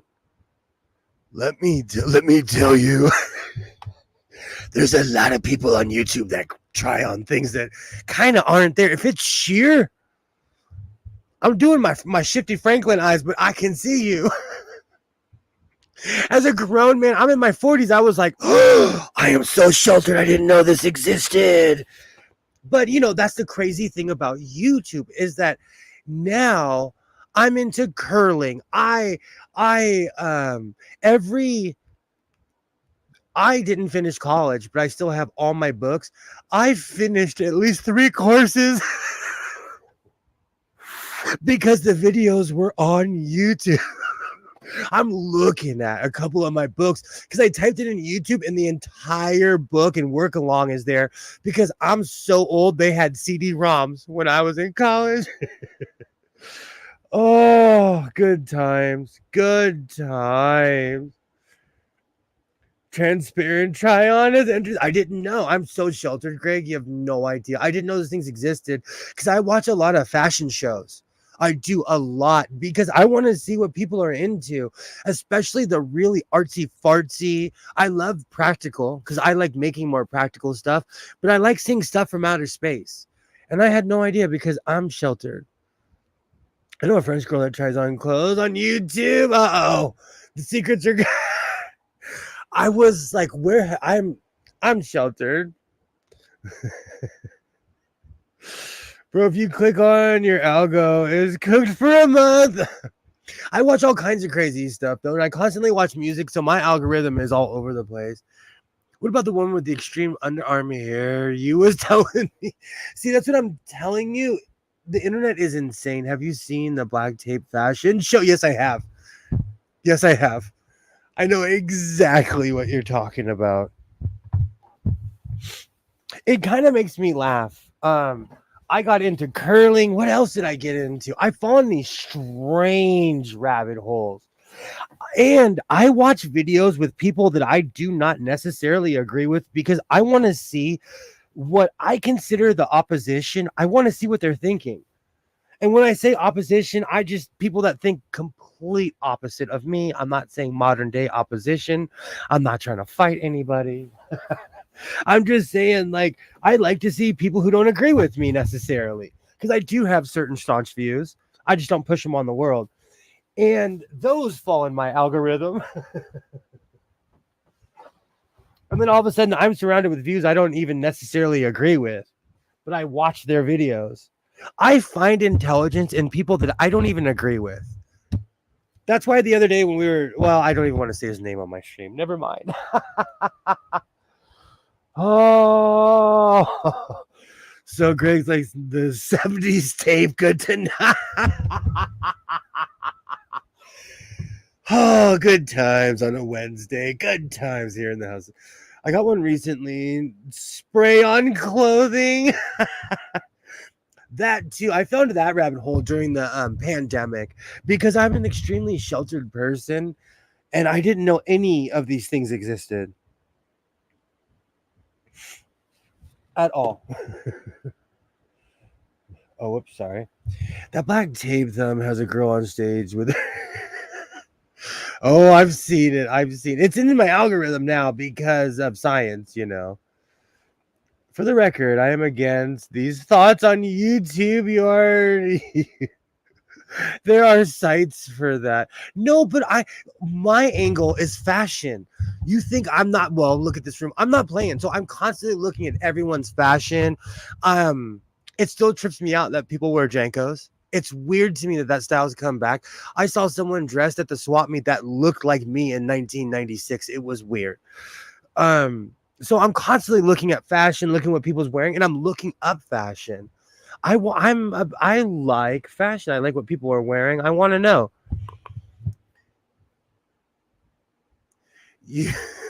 You're mad era spray. Oh, you're mad for spray on things so tight that they can tell what religion you are.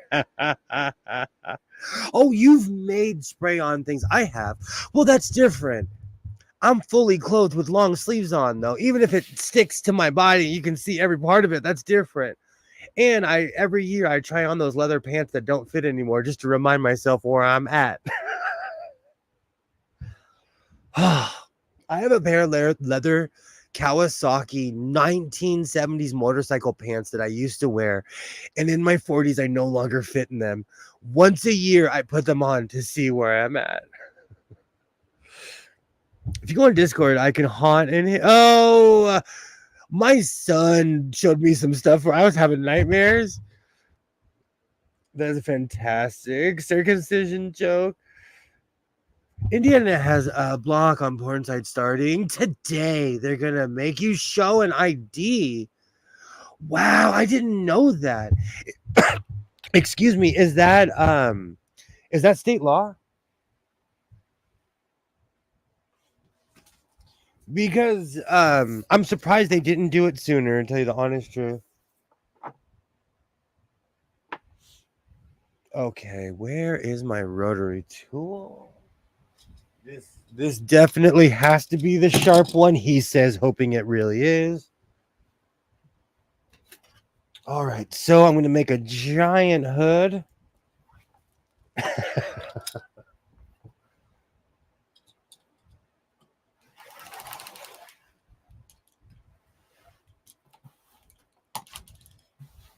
Okay, so I'm going to give myself some space. I need a certain amount. For the neck. So what I'm going to do is even this out, and then I'm going to measure once or twice.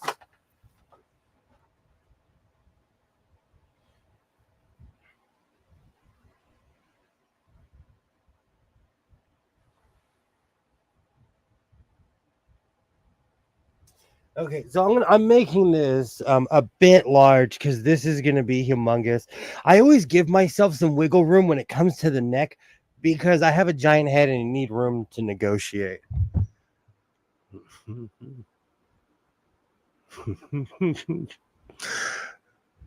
We have the worst. Uh-oh. Are we getting into politics? I'm only 15 minutes away from Illinois state law. Great question. Thank you, Ty. Thank you. Yeah, it's state law. Our Republicans are Democrats, but religious. We used to be super moderate. Now it's just Republicans who want to ban everything and libertarians. We're about to become the most violent state ever. No porn, are we? And here in California, I walk in the dispensary. I bump into. I'm not kidding you. I'm not kidding you. Like in LA, we have the wannabe gangsters and the real ones. I bumped into some dude at a dispensary, and this fool had face tattoos, the whole scary look. He was like, "Oh, it's my bad, man." I was like, "It's my bad." There is nothing but peace at the dispensaries here in LA. Oh, oh, that is so funny. They weren't here when you said no politics. You know why? It's not like we could talk about that all day. I like stuff like that. When it comes to the stuff that happened earlier today, I'm so over it. I'm so over it. I'm on the other side at the beach wondering why everybody's still worried. I am so over politics today. So over it.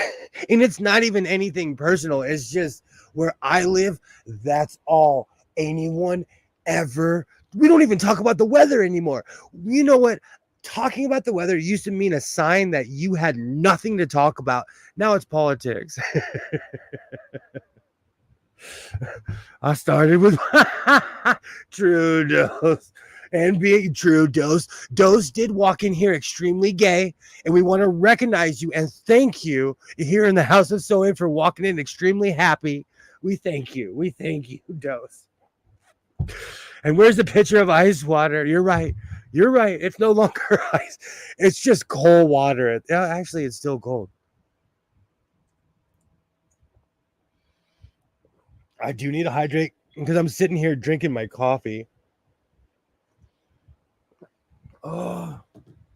And I have my door open, and I just realized that my neighbors are live streaming with us right now.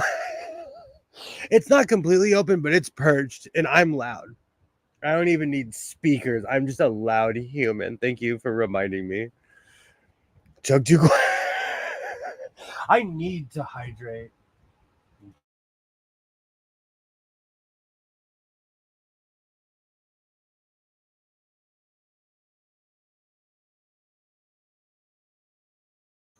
I'm kidding. I'm kidding. No, but I need to hydrate. It is hot. And the temperature's gone down. Like, I live right next to a mountain, and the second the sun hits the mountain, the temperature drops because it cools. Because I live at the bottom of a mountain, but it's still, it was 91 degrees at 11 o'clock this morning. I'm constantly asking my A word what the temperature is. And a lot of the time it's because I don't want to walk out here. If it's like 90 something outside, it's 100 something in here. So during the day, it's the funniest thing. During the summer, I really don't come out here until the evening because it's just so hot. And I love this room. And I do miss it. Oh.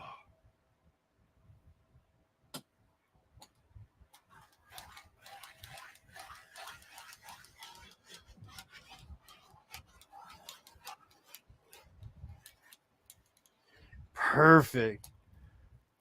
So I do have a signature look for my giant hoods. And at this point, I have it down to a science. I've done it so many times. All right. So I'm going to even this out. I'm going to cut the bottom, and then I'm going to line both sides. The high temps are going to spike with. See, but I'm a desert dweller. But I'm telling you, the older I get, I can't hang.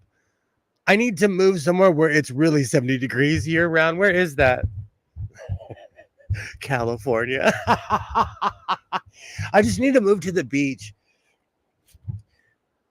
Is that Hurricane Barry way out of the Caribbean doing that too? Strong patterns. Hurricane Barrel? Oh, I saw something about that on the news the other day. This is gonna suck as high pressure heat dome for you. Ugh. Hawaii. I wish I was in a Hawaii tax bracket.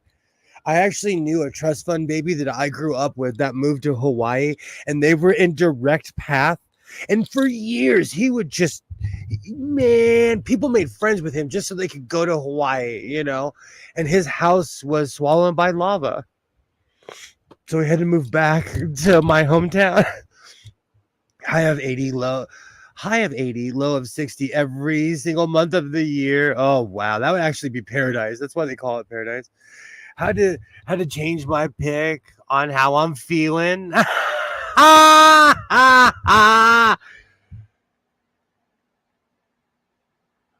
oh.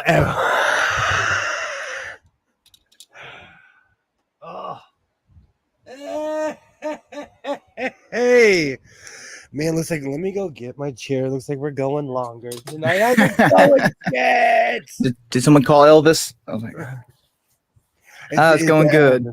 Elvis James Brown kind of night. Break time. Skits is here. I'll line this hood in a minute. Break time. How's it going? Happy birthday. Thank you. It's going all right. Keeping busy. Yeah, yeah. I forgot you were a youngin'. I forgot A you young. were Yeah, young. You can officially now say that you're in your 40s. And you don't have to say your age. Yeah. I'm celebrating with some Wingstop. Wingstop is bomb. Wingstop is bomb. They just put one. No, it's a Buffalo Wild Wings by my house. Oh man, Wingstop's got these little fried corn medallion things, and with some lemon pepper seasoning. Oh, forget about it.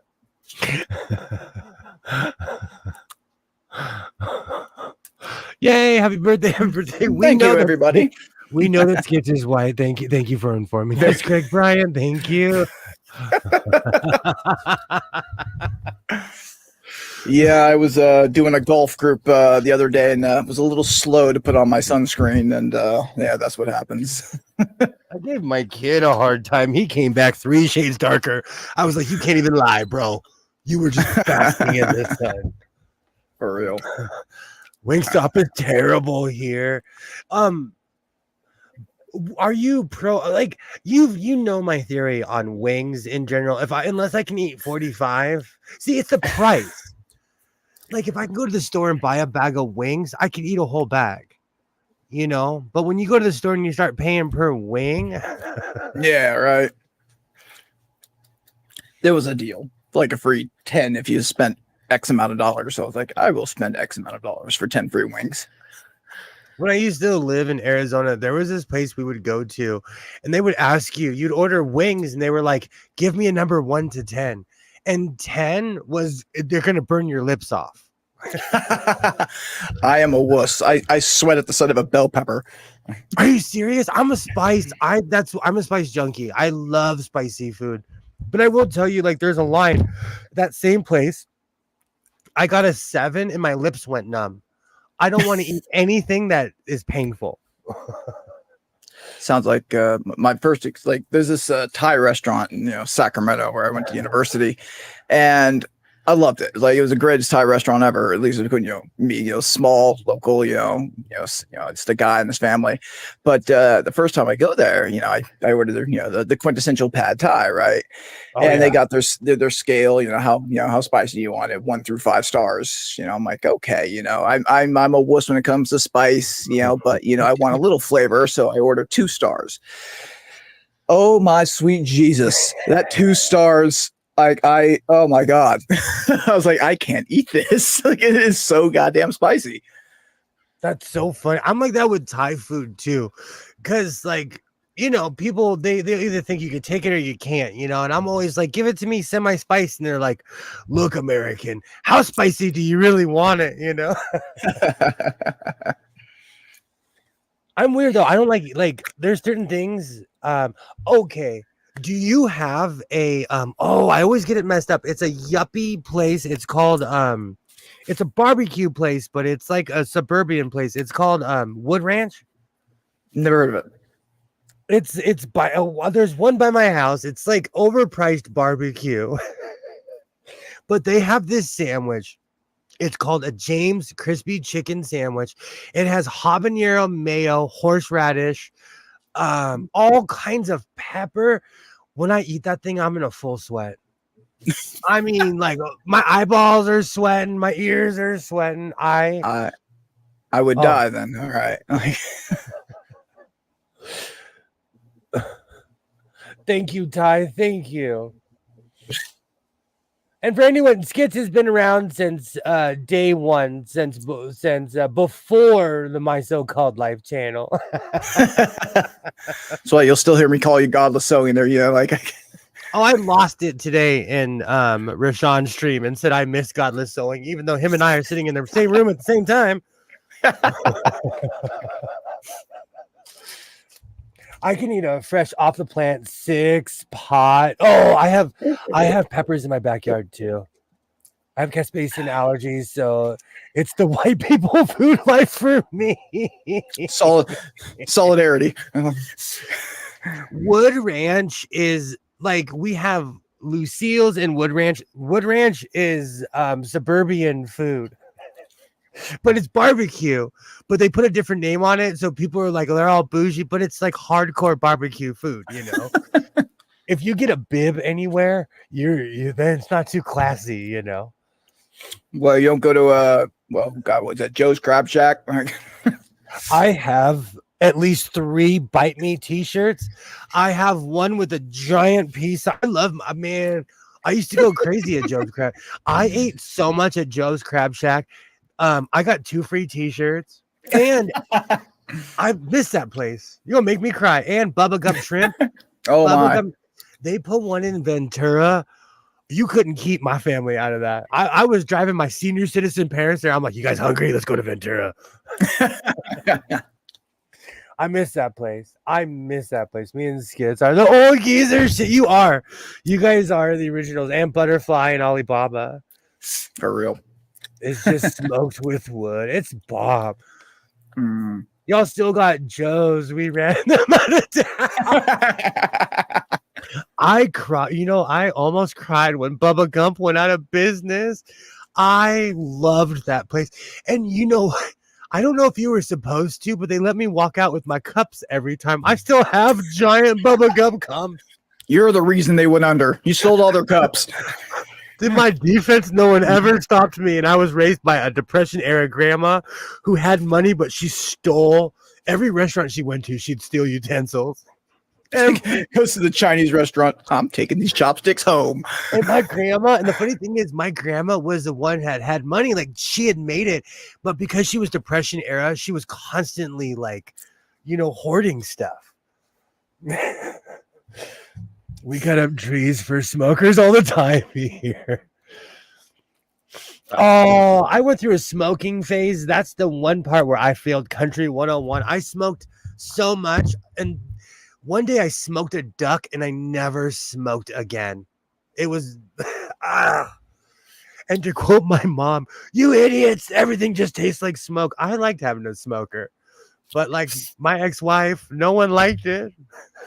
So I used to be a duck hunter, right? And I remember the first time I went out with my buddy who had been, duck hunting for years. And I've had, duck before, like, Chinese restaurant, Peking duck and stuff like that, right? Oh, yeah. So, we go out and we go duck hunt and we bring back all these ducks and geese. And he's like, all right, here's the secret about, cooking these ducks, right?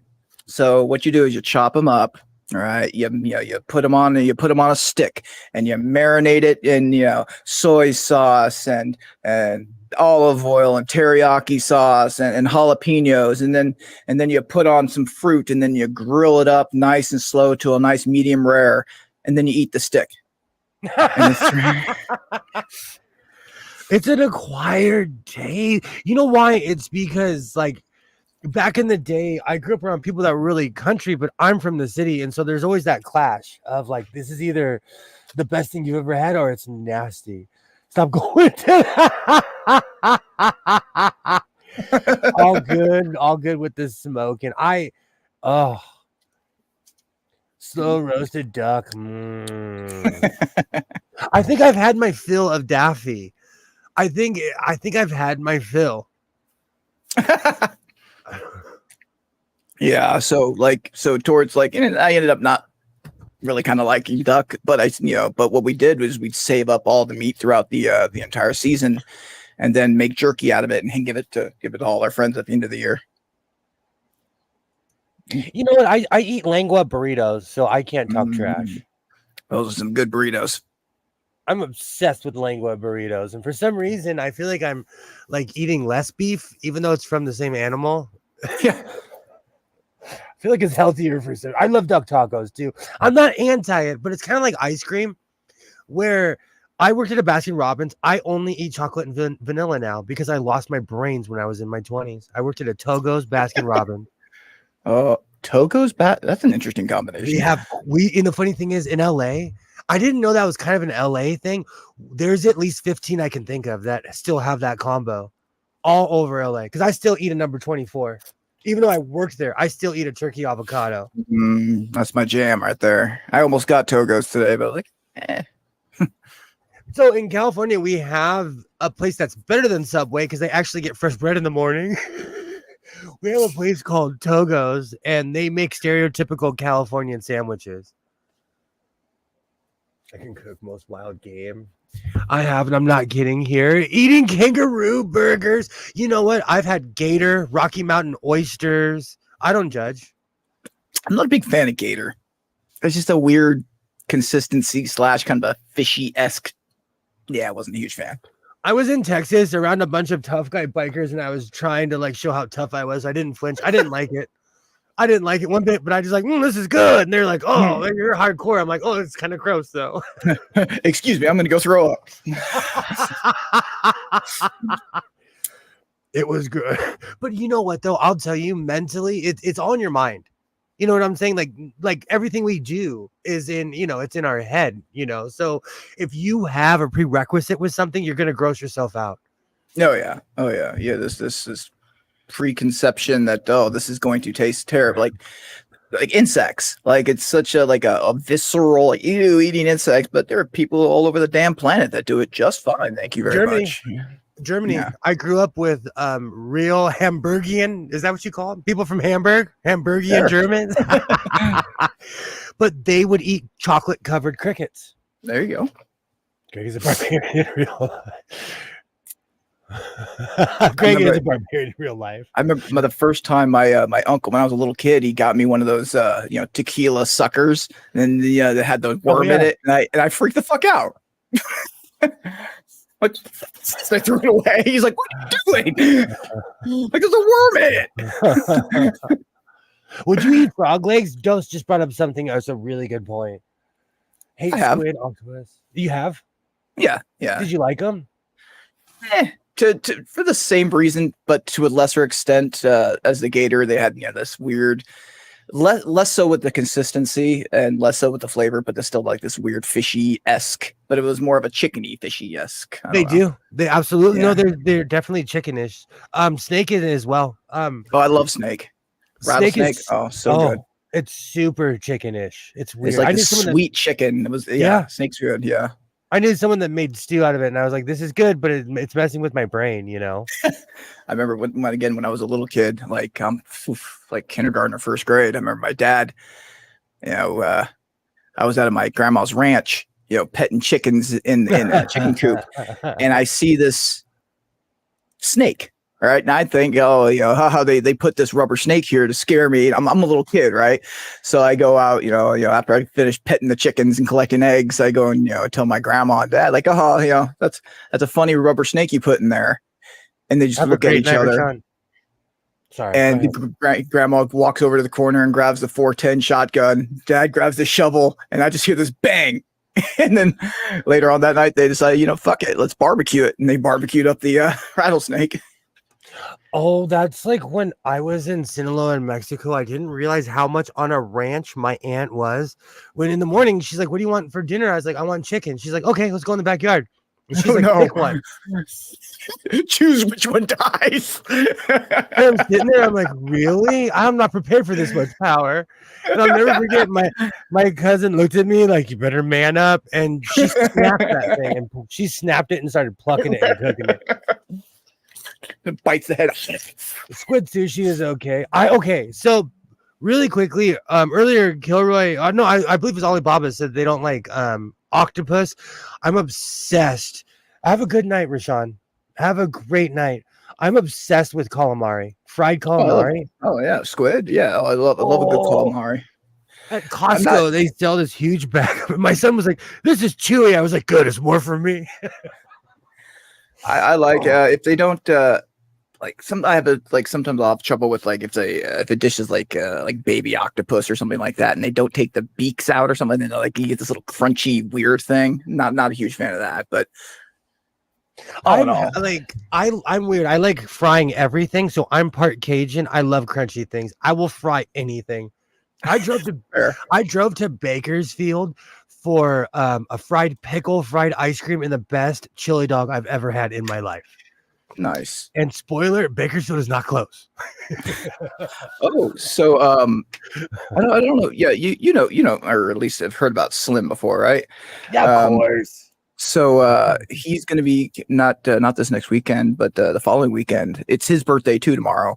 But so we're going to he's coming from Colorado down here, and we're going to meet up with Glover Mom, which you may know. Yeah. It's also her birthday tomorrow. So we're all gonna meet up. He's gonna stay here for a couple days, and then we're gonna go to Carson City at a place called Flat Earth Pizza, and we're gonna make some time. Awesome. We're gonna do some content, make some content there, some shorts, and have some pizza and hang out, and yeah, it's gonna be fun. I've been to Carson City. That's a biker stop. I love that place. The real test is who can eat Korean food. I actually have eaten Korean food. I've had kimchi. I've had all I that love stuff. kimchi. Kimchi is one of my favorites. There's actually someone who's worked at my job. She buries balut, all that stuff. She buries it in the because my job we have mentally disabled adults and we have houses. And in front of one of the houses, she buries all that stuff. And I'm telling you, it doesn't smell. I like Korean food. But again, I worked for Koreans in my early 20s. I'm biased. Like, I don't know. It's weird. It's weird. I like real Chinese food, like the real stuff. There's a place in downtown I used to go that if you're squeamish, you shouldn't go. Yeah, as I grew up, my dad, was like, introduced me to kimchi, fairly young, and he's like, if you can get it past your nose, you're good to go. And so I grew up eating it, and then for one of my, I took a lot of cooking classes in junior high and high school, and one of them was, make a foreign dish, and that's what I made. I made kimchi, and it turned out pretty good.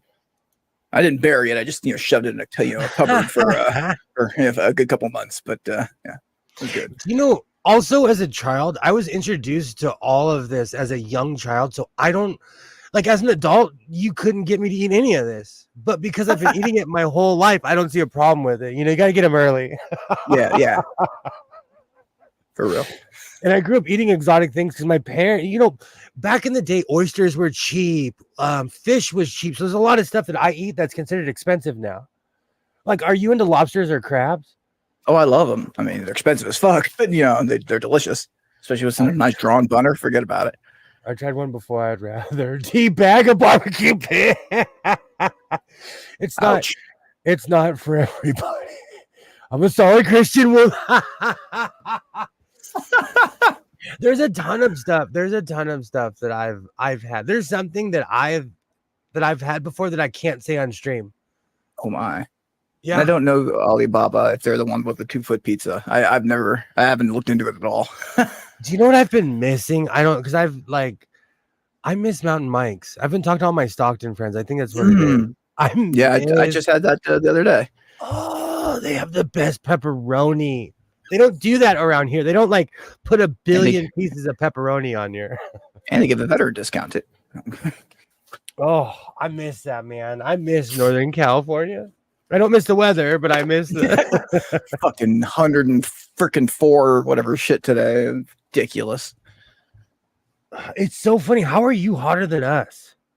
Right? When you look at the map, it's just brown where I live because excuse me, it's all desert. Yeah, I don't know, man. It's just like my area, unfortunately, we don't have the Delta breeze like Sacramento or anything like that. We're just hot. I never liked squid even as a kid. Same as I'm obsessed with mussels too. Oh, I love properly made muscle. Speak free, speak your mind. You know, when I was even when I lived in Portland, I went to a crawdad festival. I'm obsessed. I think because like, you know, most places don't like to eat bottom feeders. It's in many books. It's in many, you know. I'm like, okay, good, more fried fish for me. I love me a good crawdad feed. And they just dump it on the table. Oh my gosh, they do that here, but they do it way more up north because there's rivers everywhere. I'm obsessed with crawdads. Oh yeah, and that's one of the things that I actually do enjoy spicy, because it's just because I know it's a bottom feeder. Like I have to get like all the past by. I'm sucking the juice out of the thing's head. You can say hi if you want to. You can come and say hi. Oh, was that hands? Yeah, you're all Hands is buff and Hands is my height now. Hands is literally all buff. He's all making me feel old. Oh my god! Speaking of which, like I tell you, like just the other day, like I had a friend whose sister was in town, and she has a son, and I hadn't seen that son, for a couple of years, and he came up, he came from the East Coast over to visit, and like they went and saw a Giants game, and he comes in, knocks on my door, like. I'm like, who the fuck is this? like, I'm like, oh my god! And then he's like, you don't know who I am? I'm like, no, I don't. And he's like, oh, I'm blah blah blah. I'm like, oh my god! Like you were. It's only been a couple of years. I mean, puberty hit him like a sack of bricks. But like, it was like, oh my god, he was so different. Oh, it makes me laugh, and he keeps on telling me, he's like, I'm getting taller, and you're not. You're getting shorter, and I'm like, that's life, man. Oh, That's welcome to life. Yeah, that's life. He needs to draw a face on those hands. What show was that? Was that Spiffle and Ollie? There was a show on MTV where it was a sock puppet. That was Spiffle and Ollie, and it was something else with the half hand on Yo Gabba Gabba that always tripped me out. Yo Gabba Gabba. I plead the fifth. Greg Bryant. Oh. I'm obsessed with sushi without even all the innuendos. But do you think that's a Californian thing? Because we do have a California roll. Like when I went to Oregon, people really weren't eating sushi like that. Texas, they kind of were, but it was more in the uppity places, Arizona really wasn't eating sushi like California does, You think it's like from so much of the just the Asian influence of I mean, I'm sure we have a lot more Japanese in California than say probably Texas or Oklahoma. Yes. I it's all I eat Thai food, I eat Armenian food, I eat all these things that if I wasn't exposed to these cultures, I wouldn't know they existed, For real. I'm a Filipino. There's a Filipino restaurant by my house. There is this beef thing. I still to this day don't even know what it is. I just point. I'm like, that on rice, please. It is the greatest thing ever. I just found a Pakistani restaurant down the road that I'm very excited to try. Like I look at the restaurant, I'm like, oh my god, I have no idea what that is, what that says, but damn it, that looks good. I have to just see make it not spicy. I have to see what's in a Philly roll dose because we might be talking about the same thing. Philly rolls are the best. I mean, I don't know. Have you had a lobster roll from Maine? Oh my god. So I actually a very long time ago dated somebody who was from Maine. We drove from coast to coast. Great person. I'm still friends with her. Her parents came from Maine. They are real life crab fishermen. They made money off of it. They brought all this crab. Her father gave me this crab roll. We're eating it, and he's like, I was like, dude, that's the best crab roll ever. He's like, yeah, you just ate like $600 worth of crab. I hope you liked it. It's different. Maine lobster and all that stuff. For some reason, I thought it was just people woofing. It is real. It's so good. Yeah, I want 8 of them, please. Thank you. We're making mozzarella sticks. Stammer, stutter. I was gonna guess Dino Nuggies. Upset. No, he doesn't like them anymore. Communist, get out of the house. That I'm turning into the Dino Nuggie as well. Right.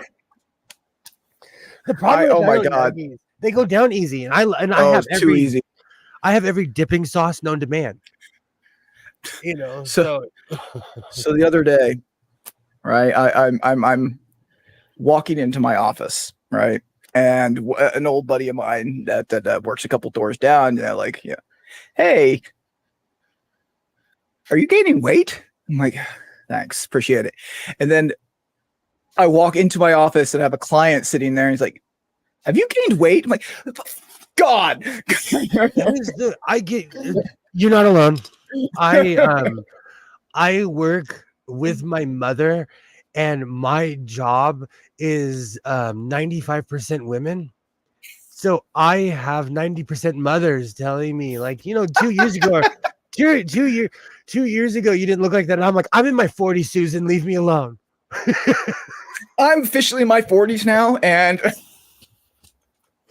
I still have the picture. Let's see. Hold on. Let me see if I still have that thirst trap picture in here. Same thing. Ooh, This ew, is that does sound good. me. This is me pre-COVID. I look 2 months pregnant now. Spoiler. That is me. That is me literally the summer of COVID, probably, or pre-COVID. Wow. I have never had a six pack or anything remotely close in my entire life. And I left the army at $1.85. Like, who doesn't like dinos? I'm obsessed with dinos.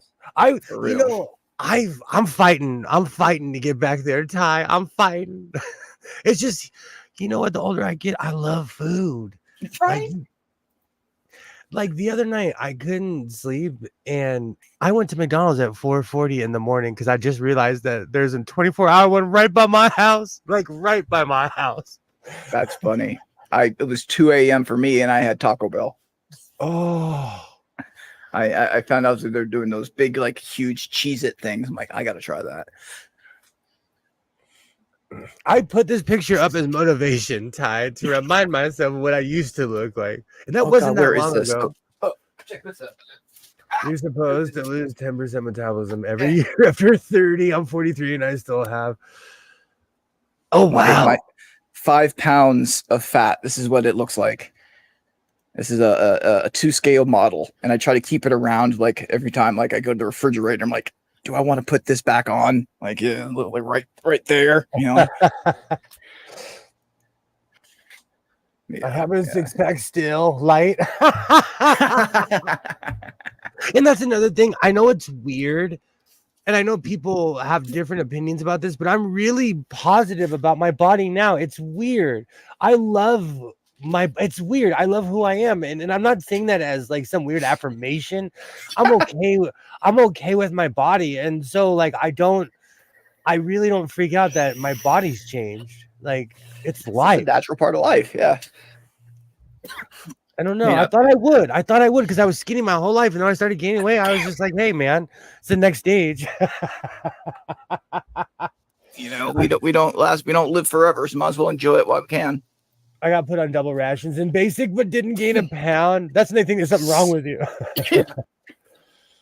There were people like that. The love bumper. When anyone like really asks me, I tell them I'm 2 months pregnant, and they're like, "Oh, I don't want to know." Why is Zoe always about to whip that? Greg, that is just your fantasy. That is just your fantasy, Greg. I mean, I'm not here to kink shame. I call it fluff. Fluff is on. Absolutely. I love my fluff. I'm gonna rename mine my fluff. The fluff. What is it? Fluffy. The wow. Comedian. I miss Fluffy. Do you know? I saw Twitter. Again, there's going to be a chapter in my book, how Twitter ruined my life. But I recently saw George Lopez got booed off a stage in California. Oh yeah? On Twitter. Somebody put it up. Lopez. He was telling some... Was he the one that stole the jokes? Or was it somebody else? That was Carlos Mencia. Oh, that's Mencia. Okay. Carlos Mencia is a famous joke stealer. Famous. Greg, we're going through porn withdrawals. How is that possible with the internet at your fingertips? I was in the army. And People hanging. Dong has no effect on me. I It's I almost this. remember. Oh, sorry. Go ahead, brother. Go ahead. I remember one time, freaking the drill sergeants, like everybody was like getting ready for a shower, and then they made people start doing side straddle hops, aka jumping jacks, Oh, which is hilarious with a bunch of naked guys in boots. So everything's flopping everywhere. No, the sounds. and I guarantee you that drill sergeant is a leather daddy at Pride Week. Oh, no doubt, no doubt. Folsom, he's there at all the events. Oh, what is Fluff? What Fluffy got booed off stage? No, it was George. It was George Lopez because he was just trying to be like, "Oh, I'm anti-woke in this. You cannot do that in Southern California." And he was like, the funny thing is, he was like in Riverside or somewhere, which is kind of like our Texas version of California. And he got booed off a stage. Just and then well, like people weren't laughing at his jokes, and then he started talking trash to the audience and walked off. Yeah, when the audience starts getting to the best of you, it's never good as a comedian. Ask the guy, what was the guy who played Kramer when he started going off on that racist tirade? Do you know what's really sad? Because of my neighbor, I've met Michael Richards. Is that who that is his name? I've met him. He was at my neighbor's funeral. He loved Oh. him. But like my neighbor was a contractor, and he was like one of those last people that was actually like an honest stand-up guy, like a real, like he was honest. They just don't make people like that. He never lied. He could have been 10 times more rich if he was a liar, but he built Michael Richards' like house or something, and they became friends. Interesting. But let me tell you, he didn't say any of that to my face, my dad's face, or my cousin's face, who's bigger than everybody. He didn't say any of that crazy stuff when we showed up, So people will say brave things, but they'll never say it to your face, Greg knows my pain. He knows those scars. The scars don't heal. That's why same cousin called me. He's like, "You won't understand, but I need to vent." And he went off about how they got rid of Shark Week and all these things. And he's like, "I don't think you realize those things gave me PTSD." And these kids, like, he went off. And I still to this day kind of don't know what he was talking about. But I was there for him. Just basically, they don't yell at kids fresh off the bus now. Oh, that's what. Okay, yeah. He's circling the sharks. Yeah, okay, yeah. Because I was like, Shark Week. Yeah. Well, it's when you get off the bus and they circle you and they teach you what being in the military really is from that moment on. I thought he really liked the History Channel or something. Ice Cube said Easy E move to Riverside.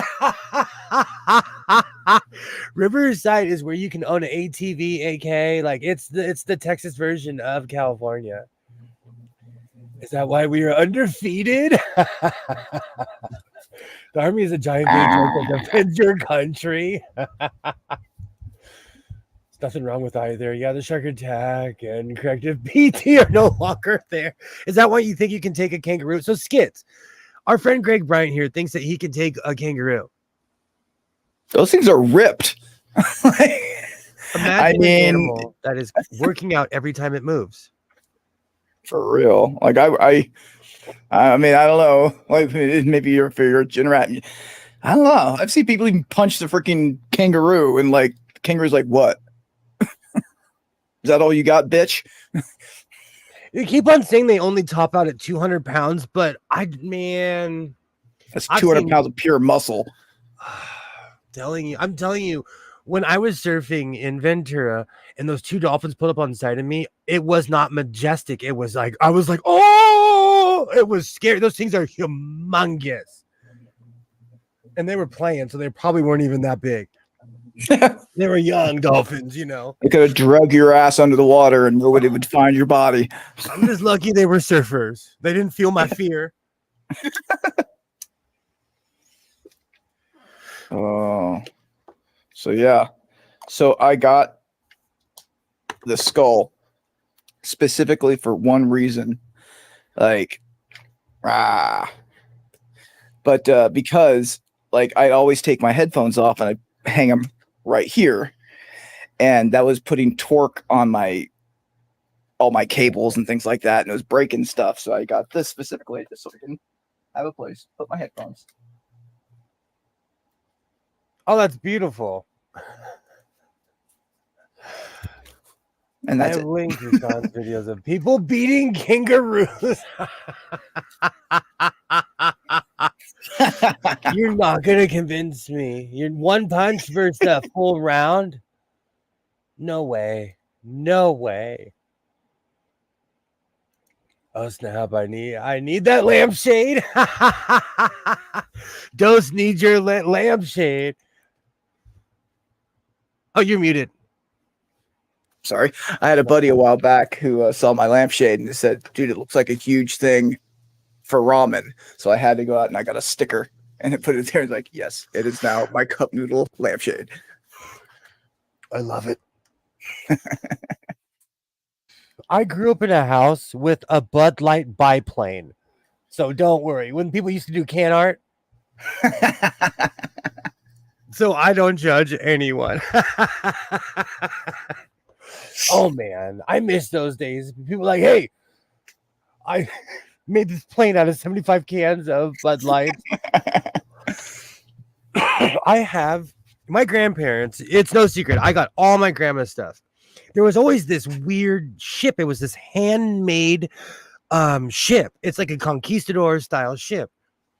And I asked my mom one day, I was like, whoever had the time to make this ship? My grandfather got it from a prison in Mexico. They were selling stuff. And it's like this live, it's this huge ship. Well, they had the time. And they made stuff and sold it.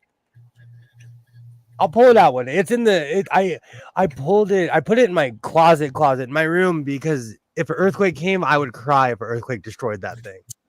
Or Eagle friend will just make a shank out of it or something. Well, my son used to play with it because it was a perfect size for G.I. Joes. Oh. And he didn't wreck it, so we're all still all good, even though that thing's like probably older than both of us put together.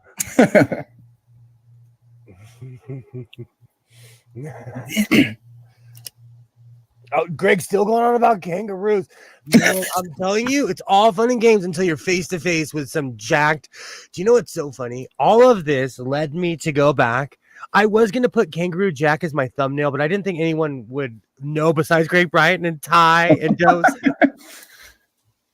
But I forgot about Kangaroo Jack, which was a terrible movie with Anthony Anderson. And who was in Sliders? Oh, he's married to... he was in Stand By Me. Jerry O'Connell. Terrible movie. I might watch it tonight. Don't kangaroos have like gnarly like dew claws? Like This is why this whole conversation started, because one night I was talking about irrational fears. I have an irrational fear of a kangaroo, and I've never seen one outside of a cage. They live rent free in my head.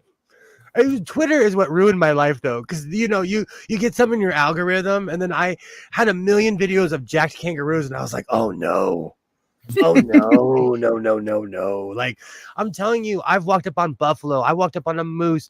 All of these things are land yachts. I'm scared of kangaroos. It's healthy to have a rational fear. I live in the country. I fuck with animals all the time. So it started from that, and then Greg Bryant said he could take a roo on, and I don't think so.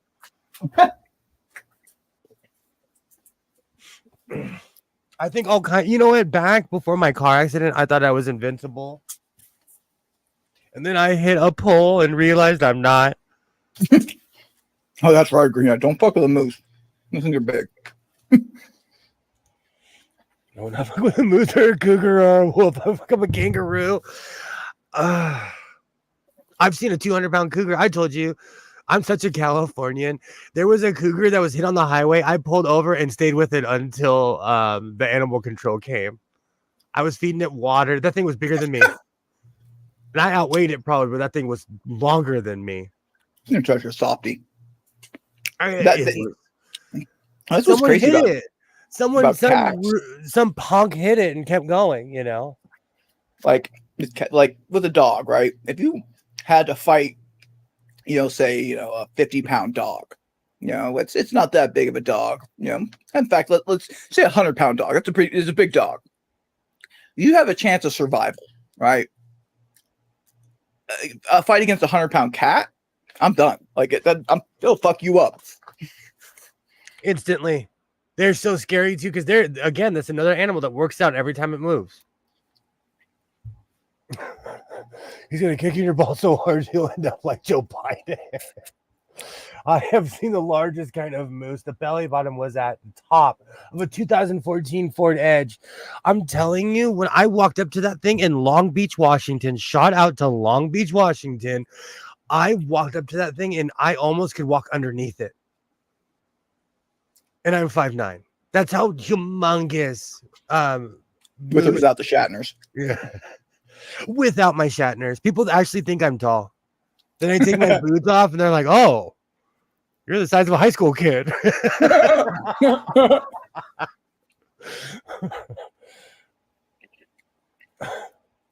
I lived through being handed a brick of tannerite. I will not die to an animal that hops. I've messed with tannerite too. And the Tiger King taught us what tannerite, taught everybody else what tannerite was. Do you know what's funny? I haven't gone on a Tiger King rant in a couple years. He's proved himself to be an idiot, but I was pro Tiger King up until he started giving jail interviews. He needs to be in there. Yeah, that guy's insane. You know what it was is right when the Tiger King came out, my son and I started watching his channel. It's still up. Joe Exotic is so lit. He indicts himself on almost on everything. He talks about Carol Baskin. Everything is there. Everything is there. It's still in my algo. It still pops up every once in a while. I'm like, I forgot about you. Am I still subscribed to you? You put kangaroo discussion in the description. This is on you. I mean, you did kind of ask for it. No, Rashawn read my description last week. And then thank you so much for stopping by, Ty. Thank you so much. Bye-bye. I know I go all night. I go all night long. All night. Thank you so much for Whiteboard stopping dance. by. I'll be back at it on Wednesday. I always have to think what day of the week is it. Right. Because I work third shift in I'm always a day ahead or behind, depending on my mood. Right. Absolutely. Have a great night, Ty. Have a great night. Much love. Much love. Thank you so much for stopping by. Now I have all night long stuck in my head. Rah, rah, Rasputin. I worked at a job in I lived in Stockton and I worked in Modesto, and I worked at this place where we were literally just bagging breadsticks all night long. And when anyone would ask, how long are we're going to be doing this? Somebody would turn and be like, don't say it. Don't say it. And then someone would start singing that song. All night long. And it was insulting, but true, because we were going to be there all night. Rushan changed his mind changed his name to Rushan. Okay, Ty. Well, we still have mass love for you, Ty. We still have mass love for you. Laying low, though. Do you know, that reminds me, do you listen to the lyrics of the songs? Like to all the songs that you listen to? Dude, it took me until I was in my 30s to listen to the songs I did when I was in my teens going, oh my God, what the hell was I listening to? God. On Rashawn's stream, on the Beat Bracket, they were recently playing a Snoop Dogg song where they played the words, and it was one of the East Siders, and these guys are real gangsters, but he said something and I'm like, I've never listened to those words. That's actually awful and atrocious. I will not participate in that, but I never listened to the words of it. Lay Low totally triggered that memory, but I never listened to Ty is a Peeping Tom. I never listened to the words. thought about it, you know? Like I never yeah. thought like, you know, I constantly think of of Kurt Cobain who said, you know, you like the song, but you don't listen to the words. Mm-hmm. Yeah, I do that way too much. Or like to date, do you know modern music? No. Thank you. I'm so glad you said that because like today on the beat bracket, there were like honestly, if I hadn't watched the BET Awards last night, I wouldn't know who half of these people were. But also like I hang out with my mom, and when we watch like the Grammys, I turned and looked at her this year and I asked her, "Do you know who any of these people are?" And she's like, "No." I was hoping you did. I was like, I don't know who any of these people are.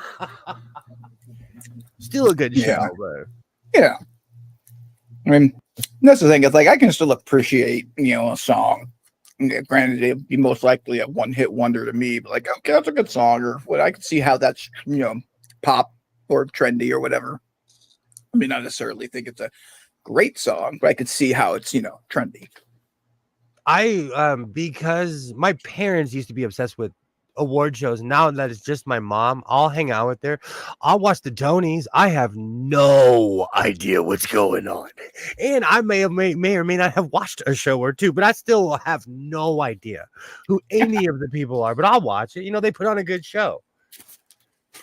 You know, it's like a really artsy Grammy. And that's how you're putting on a good show. Is when people are like, yeah, I'll watch that. I have no idea what the fuck I'm watching, but I'll watch that.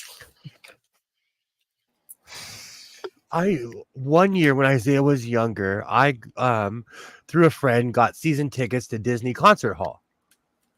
We went to everything we could get our hands on. I didn't know the concerto, who was performing. I had every show I went to was the greatest. I had the greatest time. I would walk out calm, especially when it was like the symphony. I was like, that was such a good show. I don't know why I'm so calm right now. You never know until you're into it. I told you about my Jimmy Eat World story. Like I saw Weezer, Tenacious D, and I thought Jimmy Eat World was going to be terrible. They performed better than both Jack Black and Weezer, and I love Jack Black. Really, I love Jack Black. Oh, put on such a show. He is a true performer. Like he's a over the top, totally over the top. Oof. I will. I always need new music. I don't watch I don't watch the Tiger King, but that song gets in my head for days. The Tiger King was just I get captivated by crazy stories. And one of the reasons everybody was telling me you should watch the Tiger King. You should watch the Tiger King. And then my ex-wife calls me and she's like, dude, you are the Tiger King. How have you not watched this yet? But let me tell you, as somebody who owns property, I do not go around shooting tannerite. And I don't have the heart to be on drugs like he was. So okay, what is tannerite? You shoot it and it explodes. Oh, okay. So it's actually that tannerite. Okay, I thought it was like a drug or something, but okay, I know what tannerite. It's like thermite, but you tie it to a tree and you get a light show.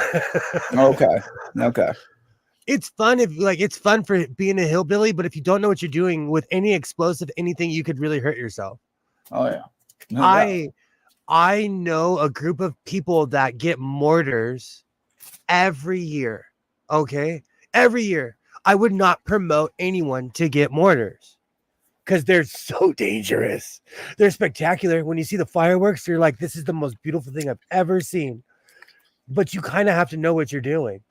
You kind of have to I forgot. Thank you so much. Will you go get me one of the ranches out of the fridge? Okay. Ooh, help your underprivileged father. Thank you so much. Underprivileged. They're gonna hit. Oh, these are gonna hit. I forgot about the mozzarella sticks. That's spicy. Goddamn wings. After I got out of the army, I drove back from North Carolina to California, and I stopped in Nevada to get some fireworks because why not? And on my way out, I started talking to the actual owner of the shop, and he asked me, pretty much, I told him I was, just got out of the army, and I was like, oh, and he gave me some free fireworks, and even though he knew I was going back to California, he's like, just be safe, but there was one firework that was my absolute favorite, and it was called the Neighbor Hater. And it was just so appropriately named. It was fantastic. Like you would light it right on the ground and it would spin like, it's shooting out sparks and screaming. And then it would stop and then boom, shoot, like explode, but go straight up in the air like a mortar and then explode like a mortar. Oh my God, it was great. But it was screaming the whole time. Yeah, good times. They're fun if you know what you're doing. If you don't, you might be Freddy Nine Fingers. I love setting off like mortars in the snow. Oh, I love it when it like reflects off of the snow and it dampens the thud. And, yeah, it's great. We are talking Greg's language, Dose. We are. People don't realize how country California is because most of California is farmland, anyways. Mm-hmm. It's all fucking orchards up here. Same, what's really funny? Kind of same by my house too. Kind of the same. One of the biggest orange producers that they're part of a beer now is right by my house when you start going towards the ocean. Yeah, just a bunch of freaking nut orchards up here. Like that's almonds. Right. I forgot about that. Do you know when I was a kid and we'd take trips up there, it was mind numbing when you'd like turn sideways and you just see nothing but never any trees. Mm-hmm. Nothing but never. I forgot about and that. They're all the same height because they're like pruned down. So it's just like the same. I forgot. That kind of reminds me of, it's so funny. I used to always call like the Modesto area NorCal until Phoenix corrected me. That's right. Central, I guess. She doesn't even call my area NorCal.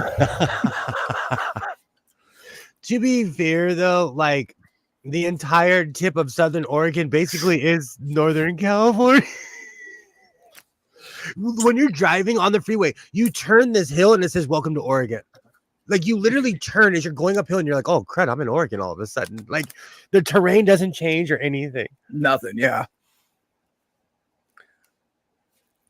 There's like two people have been using old dryers as aluminum tumblers and have blown them up. Johnny Knoxville's done double. Jackass was great, but it's just me and my friends on a weekend. What's really not great is not one of those guys had a happy ending, except for Johnny Knoxville, just because he's rich and he cleaned up better than everybody else. But that's more comparative because he's still pretty fucked, but rich. I met him when I worked at Togo's at the Gower Gulch in good old on Sunset and Gower in Hollywood, California. I'm not kidding you. He had 9 people, like a whole staff walking like 10 feet behind him. And I used to smoke a ton of cigarettes. He asked me for a cigarette. I was like, sure. I was talking to him. They literally would not come near him. I bet he told him, like, stay 6 feet away from me. But Johnny Knoxville is actually a quite serious person.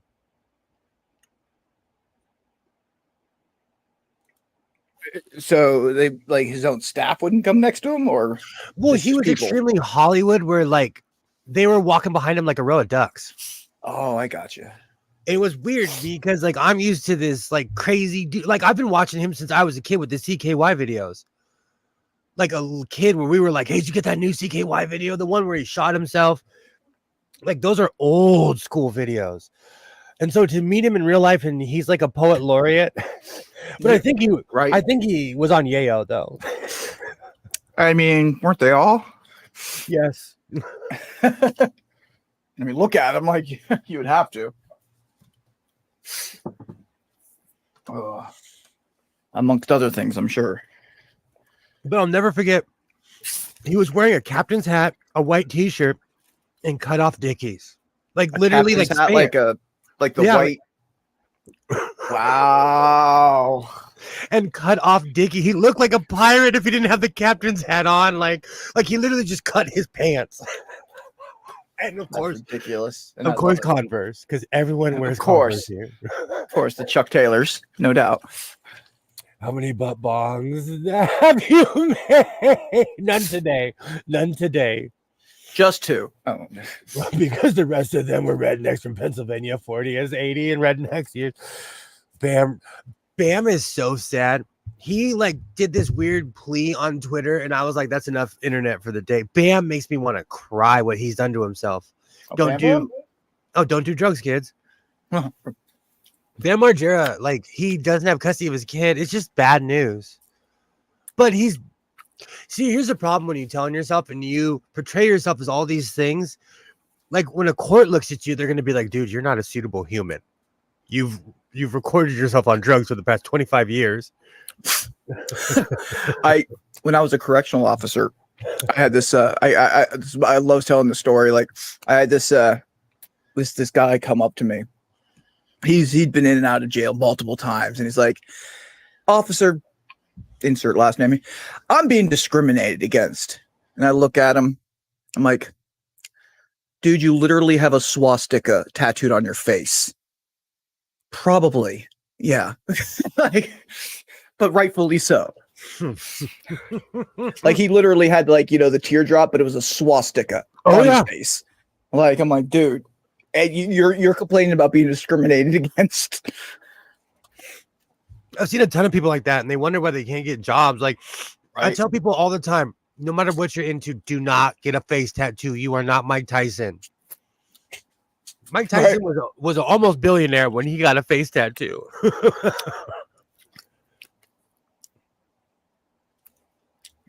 Back from beating his father all the time. No, but that's another thing. My father would have Bart Simpson to me. I think that's what made me cringe the most about Bam is that he messed with his parents. Like my mom would have broke my jaw. My mom would have squared up and full on broke the first time. That happened once. Johnny was not part of CKY. He was a dude from LA who saw the tape and took them Hollywood. There was a CKY video though where he because he did it twice. He did it on Jackass and he did it on the video where he shot himself with a bulletproof vest. So stupid. You know what's really funny though? Watching that, I was like, okay, I'll never do that. So dumb. That's back when I used to skate and stuff. Like and see, that was the thing. It was a shock value because I used to watch skate videos. They'd have bloopers. People would act dumb every once in a while, but these guys were they were nuts. And it was something else because people really didn't act like that back in the day on film. Yeah. That's like it was some like very mild like stuff in like Tom Green but they weren't doing crazy shit like that. Tom Green was crazy, but he was more like the crazy guy, like the town crier. Like he was nuts. Yeah. And honestly, still when you see interviews with Tom Green, he still has that 1,000-yard stare in his eye. Yeah. Daddy, would you like some sausage? Daddy, would you like some sausage? He was crazy. I wouldn't do it if I thought I would. If it would get me laid. Famous last words. When they glued pubes to the dude's face, I wanted to fight all of them. Oh, man. That's a group of humans you would never want to fall asleep around. Putting camera at a white trash can is like printing money. Yeah, that's true. They started doing that. Like, I'm still mad that they showed the secrets of noodling.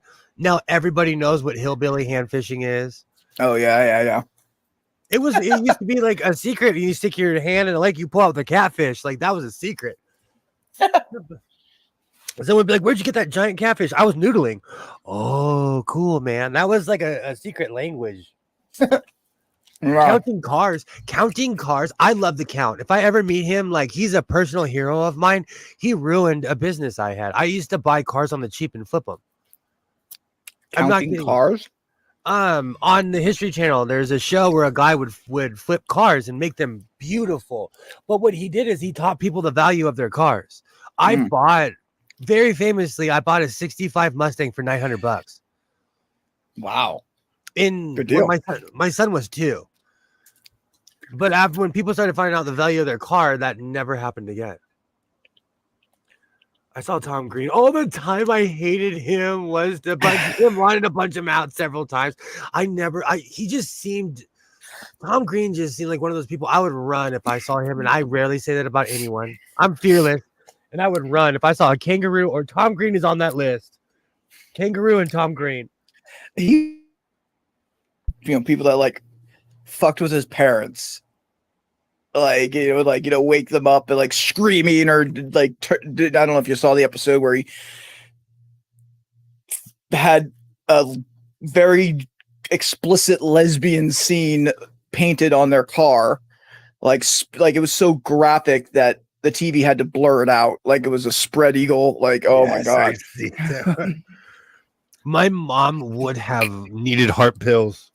No, for real.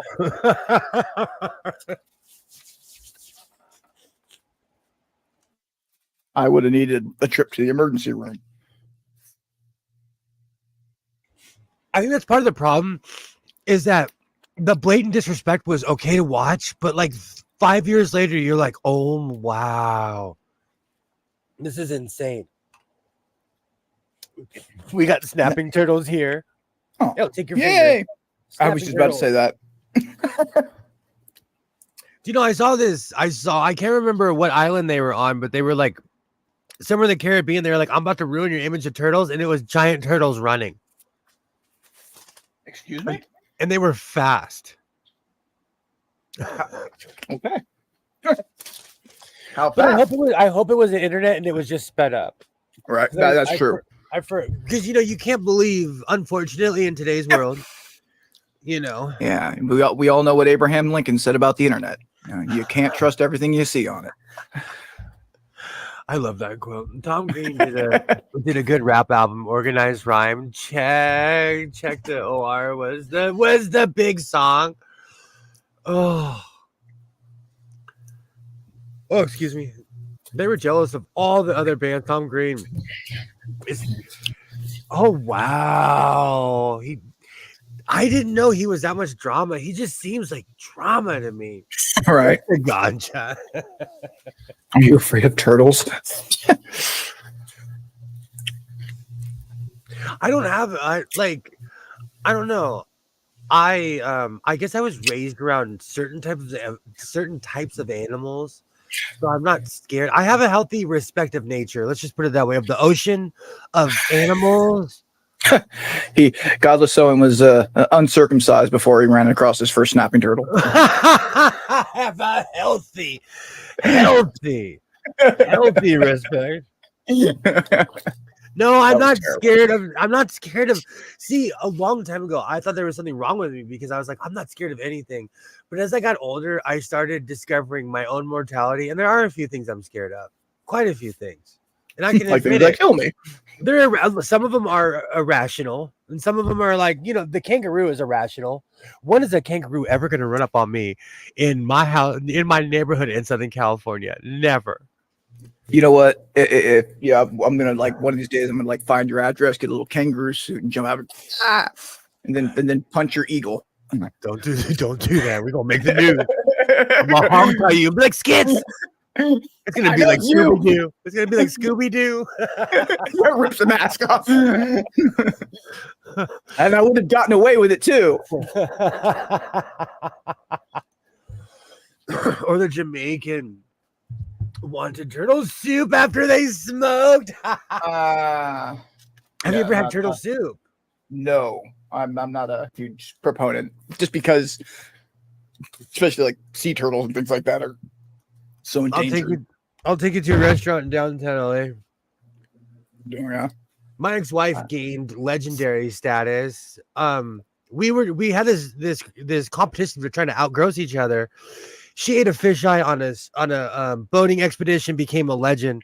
And then we went to a restaurant where she looked at me and she's like, order the grossest thing you can. And I ordered duck soup and it came with a duck head. Oh, she ate it. She's a legend. She ate it without even crying or like, when I say crying, I mean like, when people are faking it, a tear will run down their eye because the body doesn't lie. She's a champ in that sense. I couldn't eat something like that, but still to this day, she's known as the food champ around here. Nice. I'll eat almost anything, but of course, because I grew up with a parent that was multilingual, and so he would take us to these crazy places because he spoke the language. Here's a question for you. What is the spiciest thing that you can remember eating? Like you were like, oh my God, am I going to die? The buffalo wings where my lips went numb, and the green tamale in Chihuahua, Mexico, that almost put me in the hospital. I don't know if it was food poisoning. First, it was the spiciest thing ever, and then I thought I was gonna die when it was running through my digestive tract. That good, huh? I'll never, but maybe I'm allergic to cactus food. I'd never eaten anything that was made by that wasn't tequila. And so I'm allergic to everything, but I'm also one of those people who are like, oh, I'll try that, like a dummy, because I have an EpiPen. Nice. Oh. Cheap fire animals over 100 pounds and rednecks are all I fear. Cheap firearms. See, what if you found like a kangaroo on steroids that was over 400 pounds?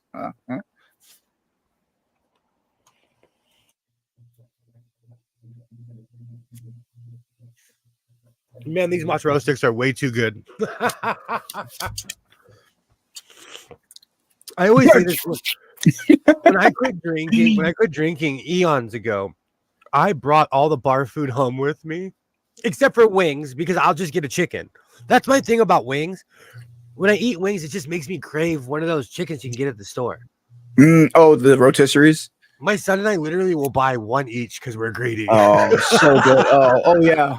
Because the first thing I do when I get home is just tear off one of the thighs and legs. Oh, like a pirate. Oh, I make him sit at the kitchen table though, so he looks semi-civilized. Yeah, just eating over the sink. I went through this weird phase where I was eating standing up. It's because I was cooking, and then my son pointed out, he's like, dude, it's weird. He's like, you make me feel uncomfortable because you're standing here. And I'm like, you're right. I'll sit at the table. Wow. And a friend store was hobby for $20. That's not enough. Sounds like something we do in middle school. I would fight Goliath. I made this clear. I love how. No, go ahead. Oh, sorry. I love how like you're eating your mozzarella sticks and you're like turn off your camera and I'm like we're eating wings. It's an extremely strange. I have strange etiquette. Yeah. Delicious. I don't smoke on camera. I don't eat on camera. It's weird. I do both. I was raised hardcore cotillion style though. Like I know why. I know what forks are what. I know where they go. Like how to do the waltz.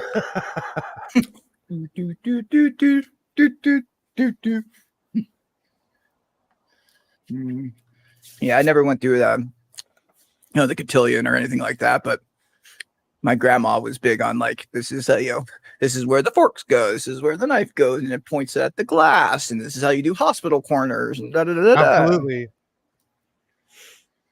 I think because of that, you know what though, this is reminding me of today. I kind of showed my age and I made a speech about Sexy Red.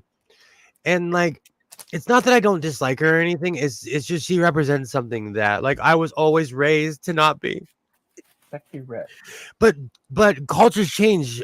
Society changed. I have literally turned into my father or my dad. Like my dad was watching a Snoop Dogg video. He's like, this guy will never last.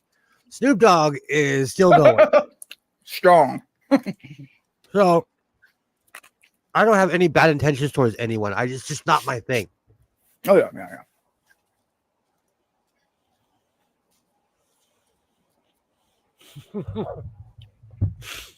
I knew an idiot who would do anything for $20. I started with icy hot on the yikes, and when other people paid him to set up a mouse trap on his dick. Oh my god, man! I'll never be that down and out ever. That reminded me of in basic training, right? We it was hot, and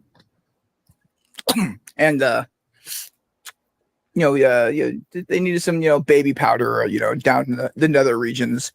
But we didn't have access to that at all. Like, what we had was very, very limited. But what we did have was foot powder. Well, some people, use their foot powder, for their junk. Whereas some people didn't realize that they got the menthol foot powder. Oh, So when they did it, boy, howdy. And I may or may not have been one of those people.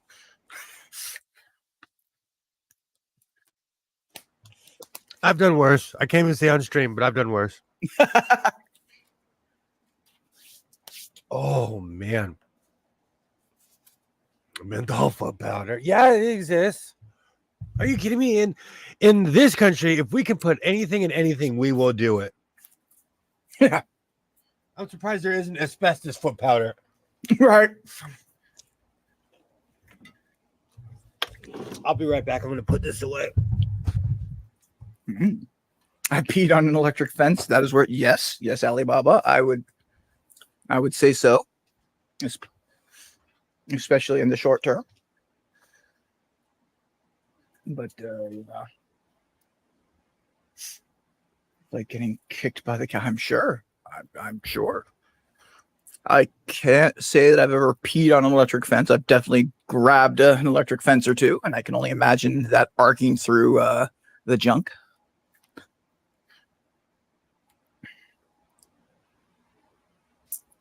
Mm. The best part about icy hot, this is Nothing. So water doesn't help. Exactly. Yeah. The emollient. Yeah. Oof. When I lived in Hollywood, I thought it was the craziest thing. They had an electric fence, and that was just an invitation for people to act crazy. Every once in a while, you hear this loud. I'm like, oh, someone's testing the fence again. I thought it was a dumbest thing, and it was like in the heart of like Hollywood, where all the like, people paying $400 or $500 a month were living. This was 25 years ago. I know no one pays that much for rent anymore. This was literally you cannot get an outhouse for that. Yeah. Oh, he was just checking to see. Yeah. So he knew where that story was going. Well, ever since my ex-wife and I split up eons ago, so my son's been living with me since he was 2. My surfing career stopped. Like, there's a bunch of stuff that I used to do that I don't do at all. So a lot of my stories are like 16, 17, 18, 19, 20 years ago, Yeah, everything that I did cool was like a couple decades ago. It's like, oh yeah, I've done that before 20 years ago. It's better to, what? There's a time and a place. People used to say college, but it's just called your 20s, Yeah. I'll tell you, I have no regrets though. That's my thing. I don't regret it because I lived, and so I don't it's weird. I don't sit back and wonder what could have been. So I really don't have regrets in that sense. Shower rave parties. We didn't have chem lights in basic training, so I mean, you just turn off and on the light, I suppose. Oh, excuse me. I don't think I've ever been that bored. At the grocery store, I make the dumbest choices, but I recently got a 12er of Hawaiian Punch, and it doesn't have the caffeine like it used to, but I think I'm hooked again on Hawaiian Punch. Because I went to the store like a couple of days ago, and I think this is the last Hawaiian Punch in the house. No. So I think I've pounded every single Hawaiian Punch. Bye, DJ. Have a great night, Doze. Thank you for stopping by. I'm out of here like Vladimir. That is, one of my favorite sayings is, I'm not Bennett and I'm not in it. Oh no, sorry. My name is Bennett and I'm not in it. So Greg, where did you get a basic?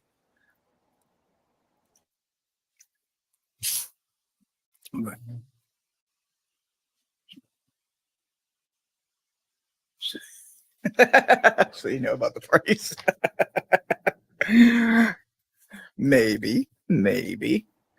We definitely did that once or twice when I got to my unit. I've had Johnny Horton stuck in my head for the past 2 weeks. Johnny Horton.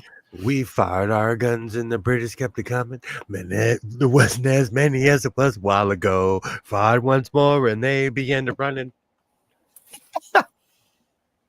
Yeah, I went to Benning too. Yeah, okay. That's So at least you awesome. went to You guys probably walk past each other and don't even know it. I don't know. Well, what years were you in? But yeah, I was in 02 to 06. So We're actually all kind of around the same age. yeah, I don't know if Greg knows. Like, it was kind of weird. Maybe it was just my unit specifically, but there was he mentioned the lunch ladies. We had this one lunch lady who she must have had an eidetic memory or something like that. It was crazy. Like every time you had to get food, like you had to go in, you had to check in, and you'd give them your name, your full name, and your full social security number. This is a little bit before people were really, really freaked out about that, but I'm sure it's changed now. But after the first time, didn't have to tell her anymore. She would recite it to you. And it was every single person in the entire company, if not battalion. And she just remembered full name, full social security numbers through every cycle. That's beyond eidetic memory. I remember everything. I'm really good at math. I'm what's considered an eidetic memory. That's why I play dumb most of the time. That is savant level. If you remember everybody's soc, is it last four like that? Or is it the entire? No way. No way. The average person couldn't do that. I'm no fucking way. Like, I'm really dumbfounded. Okay, like when you get a Google alert when you sign in for something, do you have to write down the code they give you? If I don't have it like right in front of me while you're doing it, yeah, I remember the number every time, every single time. But that's just because I literally just looked at it, so it's my brain is still telling me it's blah blah blah blah blah blah blah. You know. Memory is crazy that way. But for as much as I remember everything, I mess up details. I said something to my ex-wife and she was like, bro, it was blah, blah, blah. And I'm like, oh, yeah, it was. She was there. She has rights to call me out too. As an example, I'm just saying, you know. So, having an eidetic memory doesn't make you infallible. Oh, yeah, Greg. Yeah, us too. Only it would be name, full social security number, and then the 3 general orders, and then you could leave. But that was after everybody in your stick was able to do the same thing. So yeah, in fact,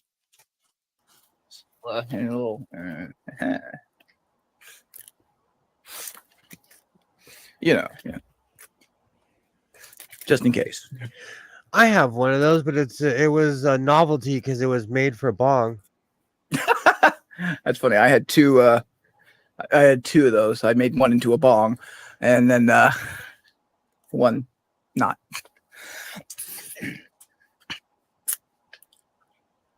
Oh, no way. After getting gassed, I wouldn't know what day of the week it was. Alpha, Bravo, Charlie. When I was 12, I did the gas chamber. I'm a born bad breather. You couldn't get me in there. Do you know what's so funny? We talk about this every time. I'll never forget the look. Every single male in my family served in the military up until me. I will never forget my pops' face when he was like, "You really don't let asthmatics in?" I thought that was just an old wives' tale. They really didn't let. I was like, ha ha ha. They have a waiver for everything, except for people with asthma. I was trying to tell him, the recruiter thought he had a fresh one too. Instant. That's like literally the second question they ask you is, do you have asthma?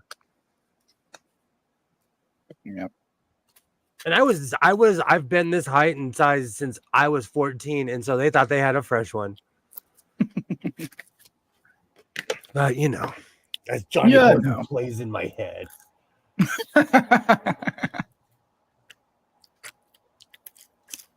Do you know what's when I was a kid, I used to go to the Lost Patrol meetings with my dad, and people a friend of mine asked me, he's like, whatever happened to those guys? I'm like, they all became bikers. What are you talking about? Yeah. Like, you see them all the time.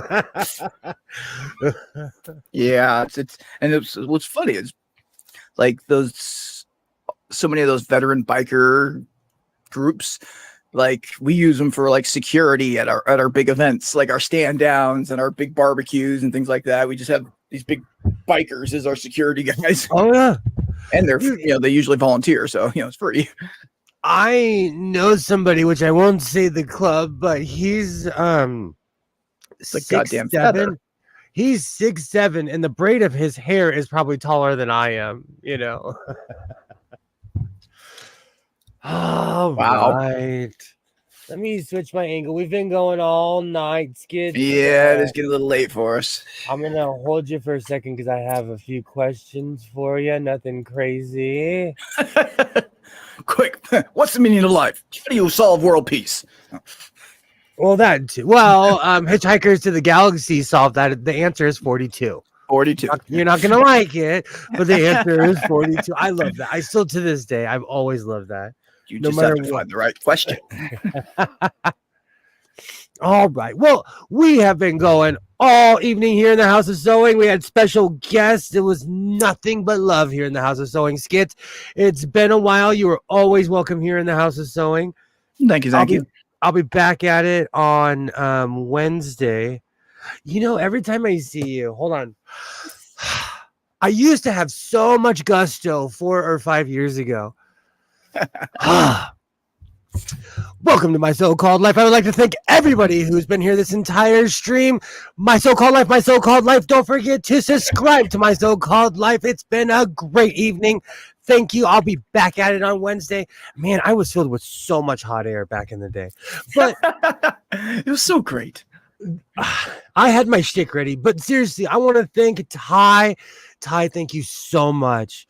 DJ Dose, Greg Bryant, Rashawn, Alibaba, Kilroy, anybody who I miss, anybody, Rashawn, Nightmare Baby, thank you so much for stopping by. Everyone is appreciated. Anyone watching, anyone lurking, anyone who watches in the future, I absolutely thank you. Mona, to everybody, I absolutely think we get back to the bottom. There we go. Our time traveling friends. As always, the time travelers are welcome here too. I just need some. Just give me at least like 4 or 5 World Series winners. That's all. In a row. But I'll be back at it on Wednesday. And like I always say, first of all, I'd like to thank all of my subscribers, everybody who has stuck with me over the years. I appreciate you. I'll be back at it on Wednesday. And like I always say, reinforce your seams, be yourself, and I will definitely see you next time.